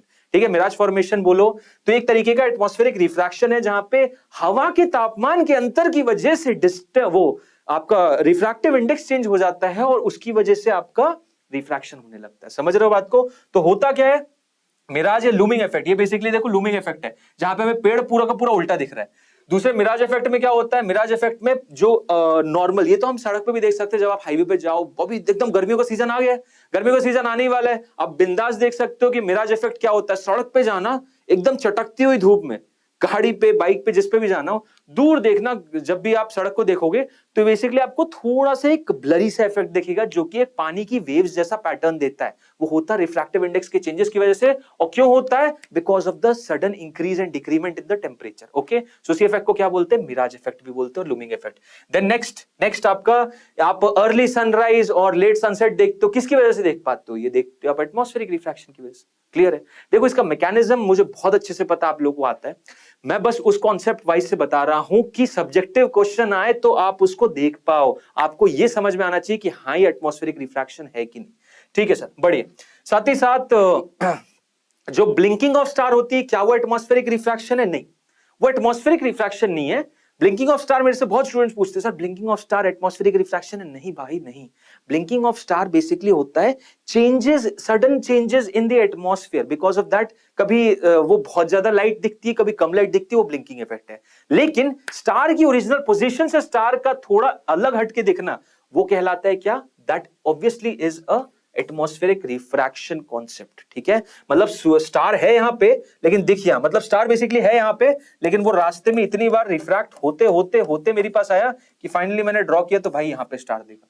बिल्कुल नहीं, हालांकि आजकल तो स्टार दिखते नहीं है, पॉल्यूशन इतना है, बट कभी कोई देख पाए, कभी कोई देख पाए किसी अच्छी लेस पॉल्यूटेड जगह में हो, गांव में कहीं बैठे हो तो देखना यार, बड़ा मजेदार सीन होता है। Star gazing is one of the best things, मतलब I personally love it. Star gazing में आनंद आ जाता है, नेचुरल ब्यूटी को ताड़ना। ठीक है, अब देखो refraction at spherical surfaces. Refraction at spherical surfaces का कॉन्सेप्ट जरा फटाफट समझते हैं, क्या है रिफ्रैक्शन एट स्फेरिकल सर्फेसेस। तो यहां पे बेसिकली मुझे ये समझना है, और स्फेरिकल का भी समझ लेंगे और प्लेन सर्फेसेस का भी समझ लेंगे। देखो सिंपल सा एक फॉर्मूला बताऊंगा, और जैसे बताऊंगा जिन जिन को अभी तक डाउट है, μ2 μ1 में हमेशा लोग कंफ्यूज होते रहते हैं। ऑप्टिक्स में मैंने बहुत लोगों को देखा है, सर μ2 μ1 में कंफ्यूजन हो गया, इंसिडेंट और इसमें कंफ्यूजन हो गया। एक फॉर्मूला याद रखो, जीवन भर याद रखोगे, और एक मतलब एक बोलते हैं ना उसको मंत्र की तरह रट लेना। मंत्र की तरह क्या रटना है? मंत्र की तरह ये रटना है, सपोज ये स्फेरिकल सर्फेस है, सपोज ये स्फेरिकल सर्फेस है, दो तरफ के मीडिया को डिफाइन कर रहा है। इस तरफ μi है और इस तरफ क्या है? μr है। इस तरफ μi है, उस तरफ μr है। एक स्फेरिकल सरफेस है जो कि दो मीडिया को सेपरेट आउट कर रहा है। तो उसके बाद यहां पे क्या बता सकते हो? अच्छा, ये स्फेरिकल मीडिया है तो इसका रेडियस ऑफ कर्वेचर तो होगा ना? बिल्कुल होगा। मान लिया सर ये रही इंसिडेंट लाइट रे, ये रही इंसिडेंट लाइट रे, इसका स्फेरिकल सरफेस किस तरफ होगा? इसका स्फेरिकल सरफेस टुवर्ड्स लेफ्ट होगा। टुवर्ड्स लेफ्ट होगा तो डायरेक्शन का क्या हम साइन कन्वेंशन लेते हैं? डायरेक्शन का साइन कन्वेंशन होता है इंसिडेंट लाइट रे के डायरेक्शन में पॉजिटिव जाता है, ये सब में। ठीक है, इंसिडेंट रे का डायरेक्शन, इंसिडेंट रे का डायरेक्शन क्या लेंगे हम पॉजिटिव लेंगे, और इंसिडेंट रे का ऑपोजिट डायरेक्शन, ऑपोजिट डायरेक्शन हम क्या लेंगे? नेगेटिव लेंगे। ठीक है, तो यहां पे इसका रेडियस ऑफ कर्वेचर कहां बनेगा भैया? बाएं की तरफ बनेगा। बाएं की तरफ बनेगा तो इसका रेडियस नेगेटिव होगा। ठीक है, इसका रेडियस नेगेटिव होगा, याद रखना। ओके, चलो फॉर्मूला क्या है सर? फॉर्मूला तो बताओ। फॉर्मूला ये है mu R upon V minus mu I upon U, mu R upon V minus mu I upon U is equal to new R minus mu I upon capital R. ये है formulation, simple सी चीज, जहां पे सारी चीजें sign के साथ आएंगी। v अगर मतलब राइट में इमेज बन रही है तो ये प्लस हो जाएगा, लेफ्ट में बन रही है तो नेगेटिव हो जाएगा। u तो लेफ्ट में ही रहेगा तो u नेगेटिव होगा। r की वैल्यू लेफ्ट की तरफ है, रेडियस ऑफ कर्वेचर इधर है, क्योंकि इस तरीके का कॉन्केव सरफेस मिल रहा है इंसिडेंट लाइट रे को, तो नेगेटिव आएगा। पॉजिटिव होता अगर उधर आ जाता। ये फॉर्मूला याद रखना सर। न्यू आई क्या है? न्यू आर है भैया रिफ्रैक्टेड मीडियम का रिफ्रैक्टिव इंडेक्स, मतलब जहां पे रिफ्रैक्टेड रे है ना, इधर होगी ना रिफ्रैक्टेड रे, इधर, तो इसका मीडियम, इसका मीडियम। कल को इधर से इधर लाइट आ रही है ना, तो ये वाला मीडियम। इसीलिए मैंने μ1 μ2 से नहीं पढ़ाया, कभी बताता भी नहीं हूं। मैं किससे बताता हूं? इंसिडेंट रे और रिफ्रैक्टेड रे, क्योंकि ये दो ऐसी चीजें हैं इनको कोई नहीं बदल सकता। μ1 μ2 को तो कभी भी कोई भी चाहे बदल सकता है भाई, ऊपर नीचे आड़ा टेढ़ा कर देगा, तुम कंफ्यूजन के मारे रह जाओगे। लेकिन इंसिडेंट रे और रिफ्रैक्टेड रे से अगर याद कर लिया ना, तो ये दो तो ऐसी चीजें हैं जिन्हें कोई हिला ही नहीं सकता। इंसिडेंट रे तो रहेगी रहेगी, और उसके बाद रिफ्रैक्टेड रे तो झक मार के रहेगी रहेगी, उसके बिना तो गेम कैसे बनेगा? तो उसी तरीके से याद रखो, mu R upon V minus mu I upon U is equal to new R minus mu I upon capital R. अगर सर ये प्लेन सरफेस हो गया तो क्या करेंगे? प्लेन सरफेस हो गया तो कोई दिक्कत नहीं है, क्योंकि प्लेन सरफेस में क्या हो जाएगा? आर की वैल्यू हो जाएगी इंफिनिटी। आर की वैल्यू हो जाएगी इंफिनिटी। इसका रेडियस कितना होता है? प्लेन सरफेस का रेडियस ऑफ कर्वेचर बच्चे को पता है इंफिनिटी होता है। यहाँ इंफिनिटी, तो सिंपल सी चीज ये आ जाएगी कि भाई न्यू आर अपॉन वी की value new I upon you के बराबर है। ठीक है, मतलब ये पूरी चीज जीरो हो गई तो इधर चला जाएगा, तो ये सिनेरियो आ जाएगा। क्लियर है? प्लेन सरफेस में ये हो गया, कर्व्ड सरफेसेस में ये हो गया। आई थिंक सबको समझ में आ चुका है रिफ्रैक्शन एट कर्व्ड सरफेसेस कैसे होते हैं। रिफ्रैक्शन ऑफ कर्व्ड सरफेसेस इसी तरीके से होते हैं। ठीक है, ओके। अब इन्हीं रिफ्रैक्टेड कर्व्ड सरफेसेस को मिला दो, इन्हीं कर्व्ड सरफेसेस को मिला दो, तो बेसिकली आप लेंस का फॉर्मेशन देख सकते हो। ठीक है, लेंस का फॉर्मेशन देख सकते हो। कुछ स्टैंडर्ड लेंसेज हैं जो आपकी स्क्रीन पे दिख रहे हैं, पूछे जाते हैं, तो आप फटाफट इनको देखते हैं। ये कहलाता है भाई बाइकॉन्वेक्स लेंस, जबकि रेडियस R1 और R2 दोनों बराबर हो, नहीं हो तो फिर कॉन्वेक्सो कॉन्वेक्स, दूसरा इक्वी कॉन्वेक्स जब रेडियस बराबर हो गए, तीसरा प्लेनो कॉन्वेक्स, पहले वाले का नाम पहले आता है, दूसरे वाले का बाद में, फिर कॉनकेवो कॉन्वेक्स लेंस, फिर biconcave, equiconcave, plano concave, concavo concave. Sir क्या पूछ लेते हैं एग्जाम में? अरे नहीं पूछते यार, कोई इंग्लिश का पेपर थोड़ी है और ना ही कोई डायग्राम है, ड्राइंग कंपटीशन है। ये आप याद देख लो कि किस टाइप के आपसे पूछे जाते हैं, लेकिन हमें इन सबसे मतलब नहीं है। हम क्या करेंगे, सिंपल लेंस मेकर फॉर्मूला याद रख लेंगे। क्या याद रख लेंगे भाई? Lens maker formula mu L upon mu S minus 1 1 upon R आई माइनस 1 अपॉन आर ई। फटाफट दिखाऊंगा, 1 सेकंड में आंसर फॉर्मूला याद हो जाएगा मंत्र की तरह। ठीक है, लेंस मेकर फॉर्मूला याद करेंगे और इनसे हम बस एफ की वैल्यू निकालना चाहेंगे। लेंस मेकर फॉर्मूले से खत्म बात, और फिर बस लेंस फॉर्मूला लगा के एक एक करके आंसर छोड़ते जाना है, एक एक करके आंसर निकालते जाना। लेंस मेकर फॉर्मूला लगाना, इसको तो मुझे देखना भी नहीं है, ऐसा हो वैसा हो या ऐसा हो, कोई मतलब नहीं। बस एक आइडिया ले लेते हैं कि हाँ ऐसे शेप का आ जाए तो मैं कल को घबरा के ये ना बोलूं कि मेरे बस की नहीं है। बड़ी इजी है, सिंपल R1 R2 की वैल्यू पता होना चाहिए। लेंस मेकर फॉर्मूला से वैल्यू बताओ फोकल लेंथ की, और उसके बाद लेंस फॉर्मूले में डाल दो, V और U अपने आप ही पता चल जाएगा। V और U अपने आप पता चल जाएगा, समझ गए? ठीक है सर, ओके। अब जरा कुछ इनमें स्टैंडर्ड केसेस हैं और जो कि पता होने चाहिए। जैसे कि मैंने बताया, कुछ केसेस में आप देखोगे क्वेश्चन जहां पे दे विल एक्सपेक्ट यू कि आपको यार ये पोजीशन पता हो, बताएंगे नहीं, जैसा अभी बताऊंगा। ठीक है, सो इसमें सबसे पहला केस तो ये भाई, इंफिनिटी पे ऑब्जेक्ट रखा है, कहां बनेगा? फोकल लेंथ पे बनेगा सर, कोई डाउट ही नहीं है। ओके, दूसरा सिनेरियो है कि भाई ऑब्जेक्ट रख दिया मेरा 2f, इसमें देखो सेंटर ऑफ कर्वेचर डिफाइन नहीं होता, इसमें f1 और f और 2f डिफाइन होती है, सबको पता है। सो 2f और इंफिनिटी के बीच में रख दिया ऑब्जेक्ट, ठीक है, कोई नहीं, रियल बनेगा, इन्वर्टेड बनेगा, मान ली। और कहां बनेगा? दूसरे साइड पे f और 2f के बीच में। ओके, ये इससे रिलेटेड क्वेश्चन आते हैं तो इसी को याद ही रखना। 2f1 पे इधर बनेगा, 2f2 पे उधर बनेगा। कैसे बनेगी भाई? रियल बनेगी, सेम साइज बनेगी, इन्वर्टेड बनेगी। ओके, बढ़िया। केस 4 की बात करूं, ऑब्जेक्ट रखा है कहां? f और 2f के बीच में। कहां रखा है? f और 2f के बीच में। अब f और 2f के बीच में रखा है, इमेज कहां बनेगी? दाएं साइड पे 2f और इंफिनिटी के बीच में। ओके, उधर साइड, ठीक है। दूसरा रख दिया भाई, f पे रख दिया, क्या बनेगा?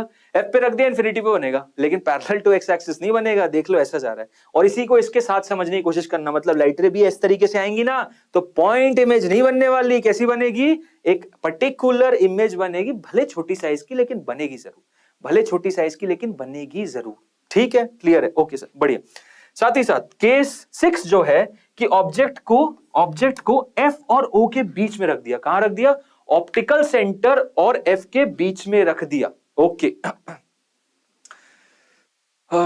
ओके, ठीक है, ऑप्टिकल सेंटर और f के बीच में रख दिया तो क्या बनेगा भाई? इमेज बनेगी। कैसी बनेगी? इमेज बनेगी वर्चुअल। ओ, वर्चुअल मतलब मैं देख सकता हूं? बिल्कुल देख सकते हो। ये किसी काम की चीज है? अरे हाँ भाई, मैग्नीफाइंग ग्लास ही तो है ये। इसी पोजीशन में तो मैग्नीफाइंग ग्लास काम करता है। समझे कि नहीं समझे? बिल्कुल समझा सर, बिल्कुल समझा।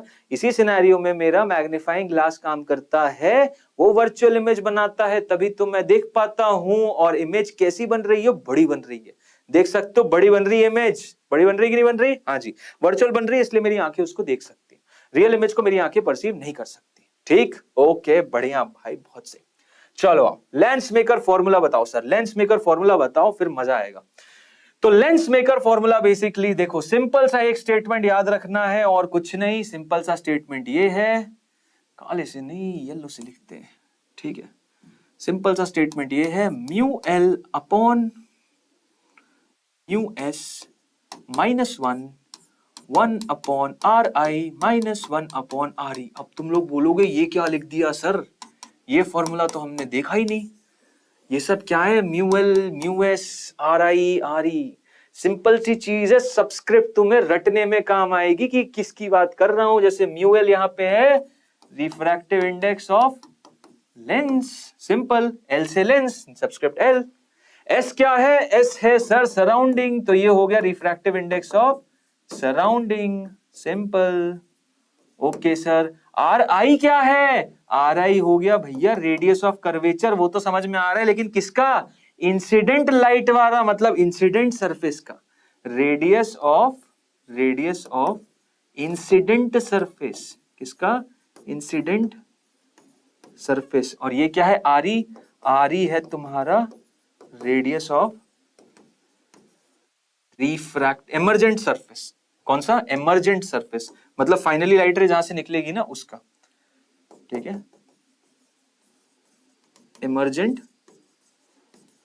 सरफेस। एमर्जेंट सरफेस का लाइट रे, इमर्जेंट सरफेस का रेडियस, ठीक है।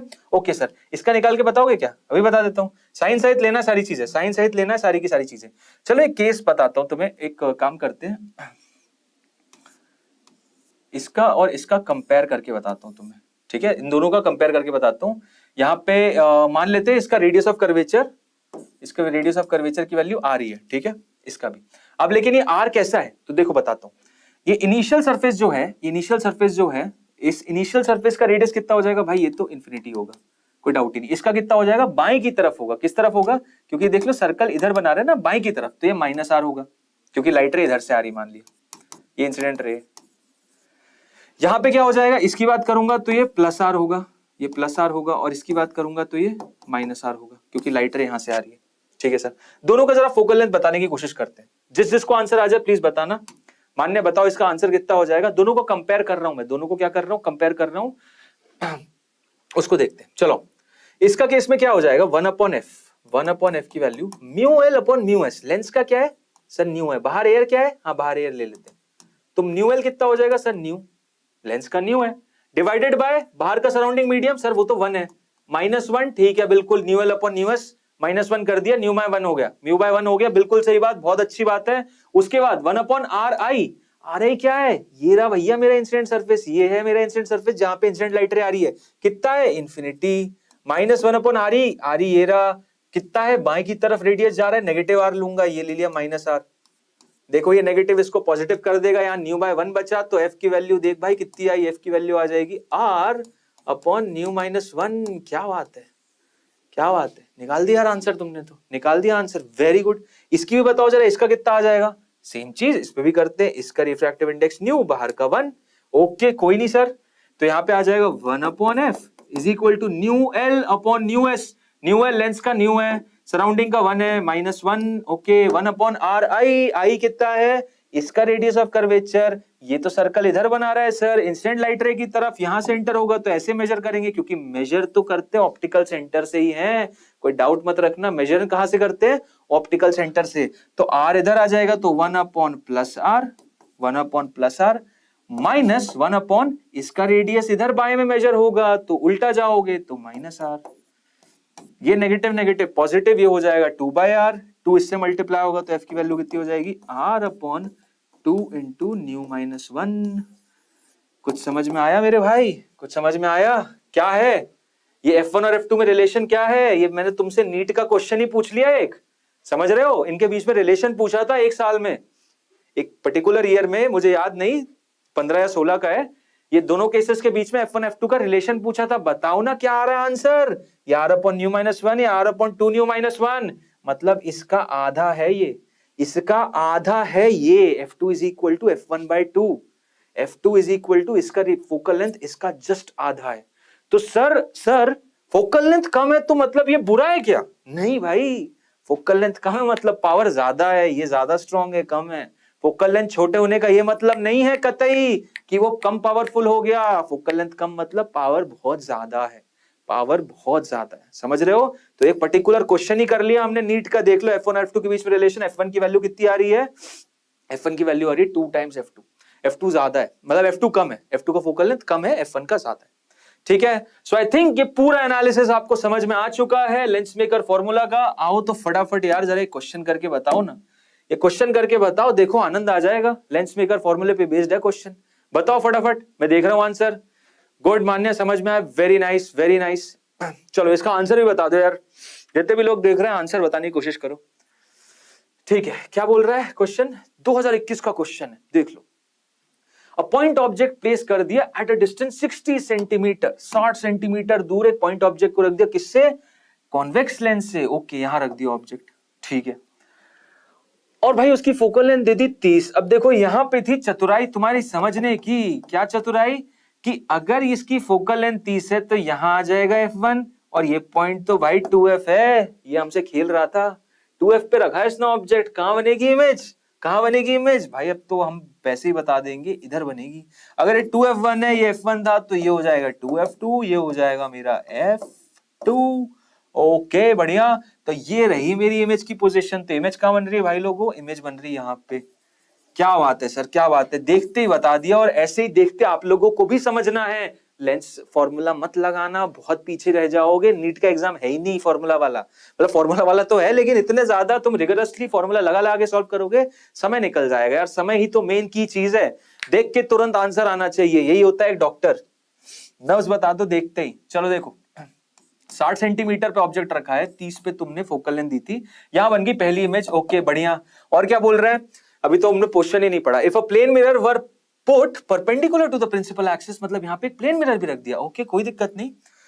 And eight a distance of 40 centimetre from it the final image would be formed at a distance. ठीक है देखो, तो इस ऑब्जेक्ट की I1 तो ये पता चल गई फर्स्ट इमेज। अभी I1 ऑब्जेक्ट बन जाएगी किसके लिए, किसके लिए भाई, वो बन जाएगी मिरर के लिए। ऑब्जेक्ट किसके लिए बन जाएगी, मिरर के लिए। ओके तो मिरर के लिए ऑब्जेक्ट बनेगी। मिरर से कितनी दूरी पे भाई, यहां से ओवरऑल 60 पे, मिरर 40 पे, तो ये दूरी हो गई 20, ये दूरी हो गई 20। तो मिरर के लिए 20 दाएं की तरफ है, तो उसकी इमेज कहां बनेगी, 20 पीछे की तरफ, यहां बन जाएगी इमेज, यहां बन जाएगी इमेज 20 सेंटीमीटर। समझ में आ रहा है कुछ, क्लियर है। ये क्या बन गई मेरी, ये बन गई सर मेरी I2। बस हो गया। 20 सेंटीमीटर बोलना है क्या, 20 सेंटीमीटर बोलना है, नहीं 20 सेंटीमीटर नहीं बोलना है। क्यों नहीं बोलना है, क्योंकि ये फाइनल इमेज नहीं है, ये फाइनल इमेज नहीं है। क्यों नहीं है फाइनल इमेज, फाइनल इमेज इसलिए नहीं है क्योंकि अब इसके बाद एक और रिफ्रैक्शन होगा। कौन करेगा, ये लेंस करेगा।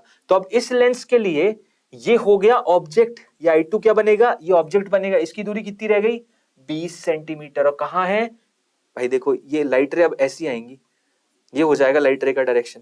तो लाइट रे के डायरेक्शन में आने वाली सारी चीजें कैसी हैं, लाइट रे के डायरेक्शन में आने वाली सारी चीजें पॉजिटिव। तो अब वो पॉजिटिव जो पहले उधर था, अब वो पॉजिटिव इधर हो जाएगा। ठीक, तो अब बताता हूं, ये लास्ट केस बस बता देता हूं।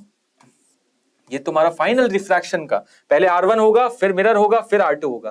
तो इस मिरर के लिए, इस लेंस के लिए यहां पे है ऑब्जेक्ट जो कि 20 सेंटीमीटर पे है। ठीक है, इसकी फोकल लेंथ कितनी थी, इसकी फोकल लेंथ 30 थी, है ना। इसकी फोकल लेंथ f1 की वैल्यू यहाँ है, ये 30 है।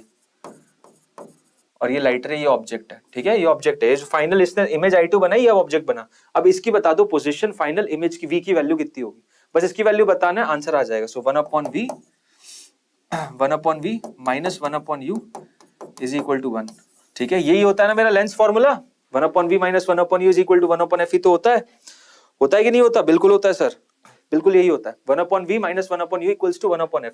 सो v की जगह मुझे वैल्यू पता करनी है, u की जगह कितना आ जाएगा, u तो हमेशा भाई इधर से इधर जा रहा हूं 20, तो -20 is equal to 1/f। f कितना है, f कितना है, f भी सर पीछे की तरफ ही, नहीं सॉरी f तो इधर है, f इधर वाला लूंगा ना, towards right, f towards right लूंगा। ये एक कन्वर्जिंग लेंस की तरह है ना, इसका f टुवर्ड्स राइट होगा, तो f की वैल्यू कितनी हो जाएगी, प्लस में होगी सर, प्लस में +30।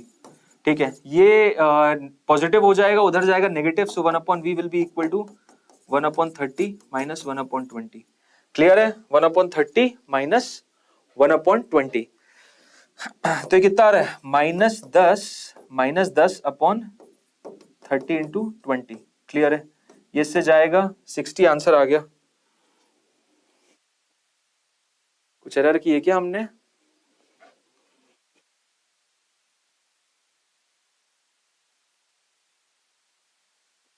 सिक्सटी सेंटीमीटर दूर रखा, फोकल लेंथ 30 थी, 60 बना, प्लेन मिरर है, principal axis distance 40 centimetre, final image would be formed at a distance.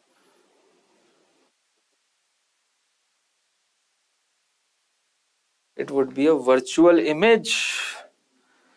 ये आई सपोज पता है, एक रिफ्रैक्शन और एक रिफ्लेक्शन का ही देख रहे हैं, एक रिफ्रैक्शन और एक रिफ्लेक्शन का ही देख रहे हैं, क्योंकि 30-30 का केस ले रहे हो आप दूसरी बार रिफ्रैक्शन ले ही नहीं रहे हो। एक बार रिफ्रैक्शन इससे हुआ, 60 पे बना, फिर मिरर के लिए 20 इधर है, 20 इधर बना दिया। ठीक, ये 20 रह जाएगा, 20 आपने ये देख लिया, क्लियर, 20 + 30 50/60। हाँ यार भाई, ये लोग जो है, ये बस मैं बता गया। ओके, ये लोग सेकंड रिफ्रैक्शन देख ही नहीं रहे। चलो ठीक है, बढ़िया।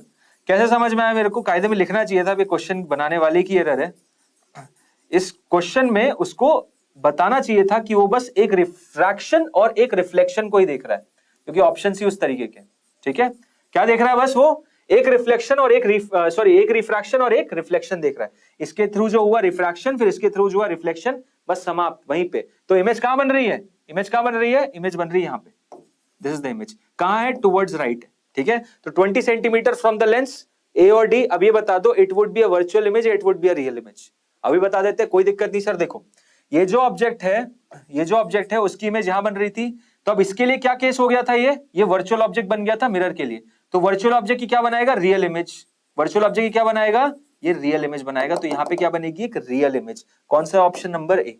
समझ में आया? दोबारा बताता हूं अगर समझ नहीं आया तो। इसने बस ये बोला, ये था हिसाब। इसकी इमेज कहां बनेगी, यहाँ पे इसकी इमेज क्या बनती, यहां बनती। और वो कैसी बनती भाई, वो बनती रियल। लेकिन हुआ क्या कि यहाँ पे एक मिरर आ गया। अब मिरर के लिए लाइट रे ऐसी जा रही थी, तो मिरर के लिए क्या बन गया है, वर्चुअल ऑब्जेक्ट बन गया। तो वर्चुअल ऑब्जेक्ट की कैसी इमेज बनाएगा, रियल इमेज बनाएगा। ये देखो रियल इमेज इधर आके मिलेंगी। तो ये कैसी है, ये रियल इमेज है, वर्चुअल इमेज नहीं है, रियल इमेज है। तो फाइनल आंसर क्या है, ऑप्शन नंबर ए। क्लियर है? मान्य नहीं, वर्चुअल इमेज नहीं है, ऑप्शन नंबर ए है। कोई दिक्कत, कोई प्रॉब्लम? यस मान्य, बिल्कुल सही। We did an extra step, हमने एक एक्स्ट्रा स्टेप कर ली। हमें कायदे में तो वैसे डबल रिफ्रैक्शन होगा, इन रियलिटी तो डबल रिफ्रैक्शन होगा ही होगा, बट इन्होंने कंसिडर नहीं किया। कोई दिक्कत नहीं, चाहते ही नहीं थे वो कि तुम इतना ज्यादा लेंदी जाओ, बट कोई समस्या नहीं। ऑप्शंस देख के समझ में आ गया, हमें एक रिफ्रैक्शन और एक रिफ्लेक्शन का केस देखना है, और ऑप्शन नंबर ए मेरा करेक्ट आंसर है। क्लियर है भाई? कोई समस्या, कोई भी डाउट नहीं है सर? ठीक है। तो बस यार इसी के साथ बड़ा बुरा लग रहा है, लेकिन अलविदा तो लेना पड़ेगा हम। लेकिन अभी फाइनल अलविदा थोड़ी बोल रहे हैं, अभी तो हम आपके फाइनल एग्जाम, पूरे एग्जाम की डेट तक आपके साथ रहने वाले हैं। और जैसा कि मैंने बताया, एक बहुत अमेजिंग प्रेडिक्टर सीरीज आने वाली है भाई। ट्रस्ट मी, श्री चैतन्य के नाम पे तुम इस चैनल को सब्सक्राइब और बेसिकली सारे सेशंस देख लेना उसके। मैं डन बता रहा हूं तुमको, तुम क्लियर कर लोगे, तुम 60% क्वेश्चंस एक्सपेक्ट कर सकते हो उस पूरी सीरीज से। और साथ ही साथ यार देखो, हम एनसीईआरटी सारांश तो रन कर ही रहे हैं, जिसमें आपको तुरंत कितना देर चला, 1 घंटे 16 मिनट। 1 घंटे 16 मिनट में बताओ कोई ऑप्टिक्स क्लियर करवा रहा है क्या? मैं एकदम कम समय में पूरे के पूरे सारे के सारे टॉपिक्स, जैसे कोई चीज नहीं रह गई एनसीईआरटी में जो कि नहीं किए। इसके पार्ट 2 में और बाकी जो पेंडिंग टॉपिक्स है उसको भी कंप्लीट करेंगे, समाप्त करेंगे, कंप्लीट करेंगे, आपका बहुत अच्छा रिवीजन कराएंगे कम समय में। अब आपको क्या करना है, जाओ अपने नोट्स आपने जो बना रखे फटाफट रिवाइज करो, आपको देखो सारी चीज समझ में आएंगी। साथ ही साथ जो आप क्वेश्चंस प्रैक्टिस कर रहे हो, पीवाईक्यूज कर रहे हो, और साथ ही साथ जो भी मॉक टेस्ट लगा रहे हो उनको लगाओ, देखो आपको एक नेक्स्ट लेवल कॉन्फिडेंस भी आएगा। ठीक है, सो इसी के साथ यार हम अलविदा लेते हैं, मिलते हैं नेक्स्ट सेशन में। यस, वेव ऑप्टिक्स भी होगा मान्या, वेव ऑप्टिक्स भी होगा नेक्स्ट सेशन में। नेक्स्ट के बाद ये ऑप्टिक्स के पार्ट 2 के बाद वेव ऑप्टिक्स भी करेंगे। ठीक है, सो सारी चीजें होंगी, डोंट वरी, कोई प्रॉब्लम नहीं है। When will you do? Day after tomorrow, माने day after tomorrow. Okay, so boss मिलते हैं फिर। Till then, all the best to all of you. Keep learning, stay healthy and please stay healthy. ज्यादा stress नहीं लेना, आराम से पढ़ते रहो, घर में रहो। हम मिलते रहेंगे, आपको घर के कंफर्ट जोन में सारी चीजें मिलेंगी। ठीक है, चलो निकलते हैं, bye bye, thank you, all the best.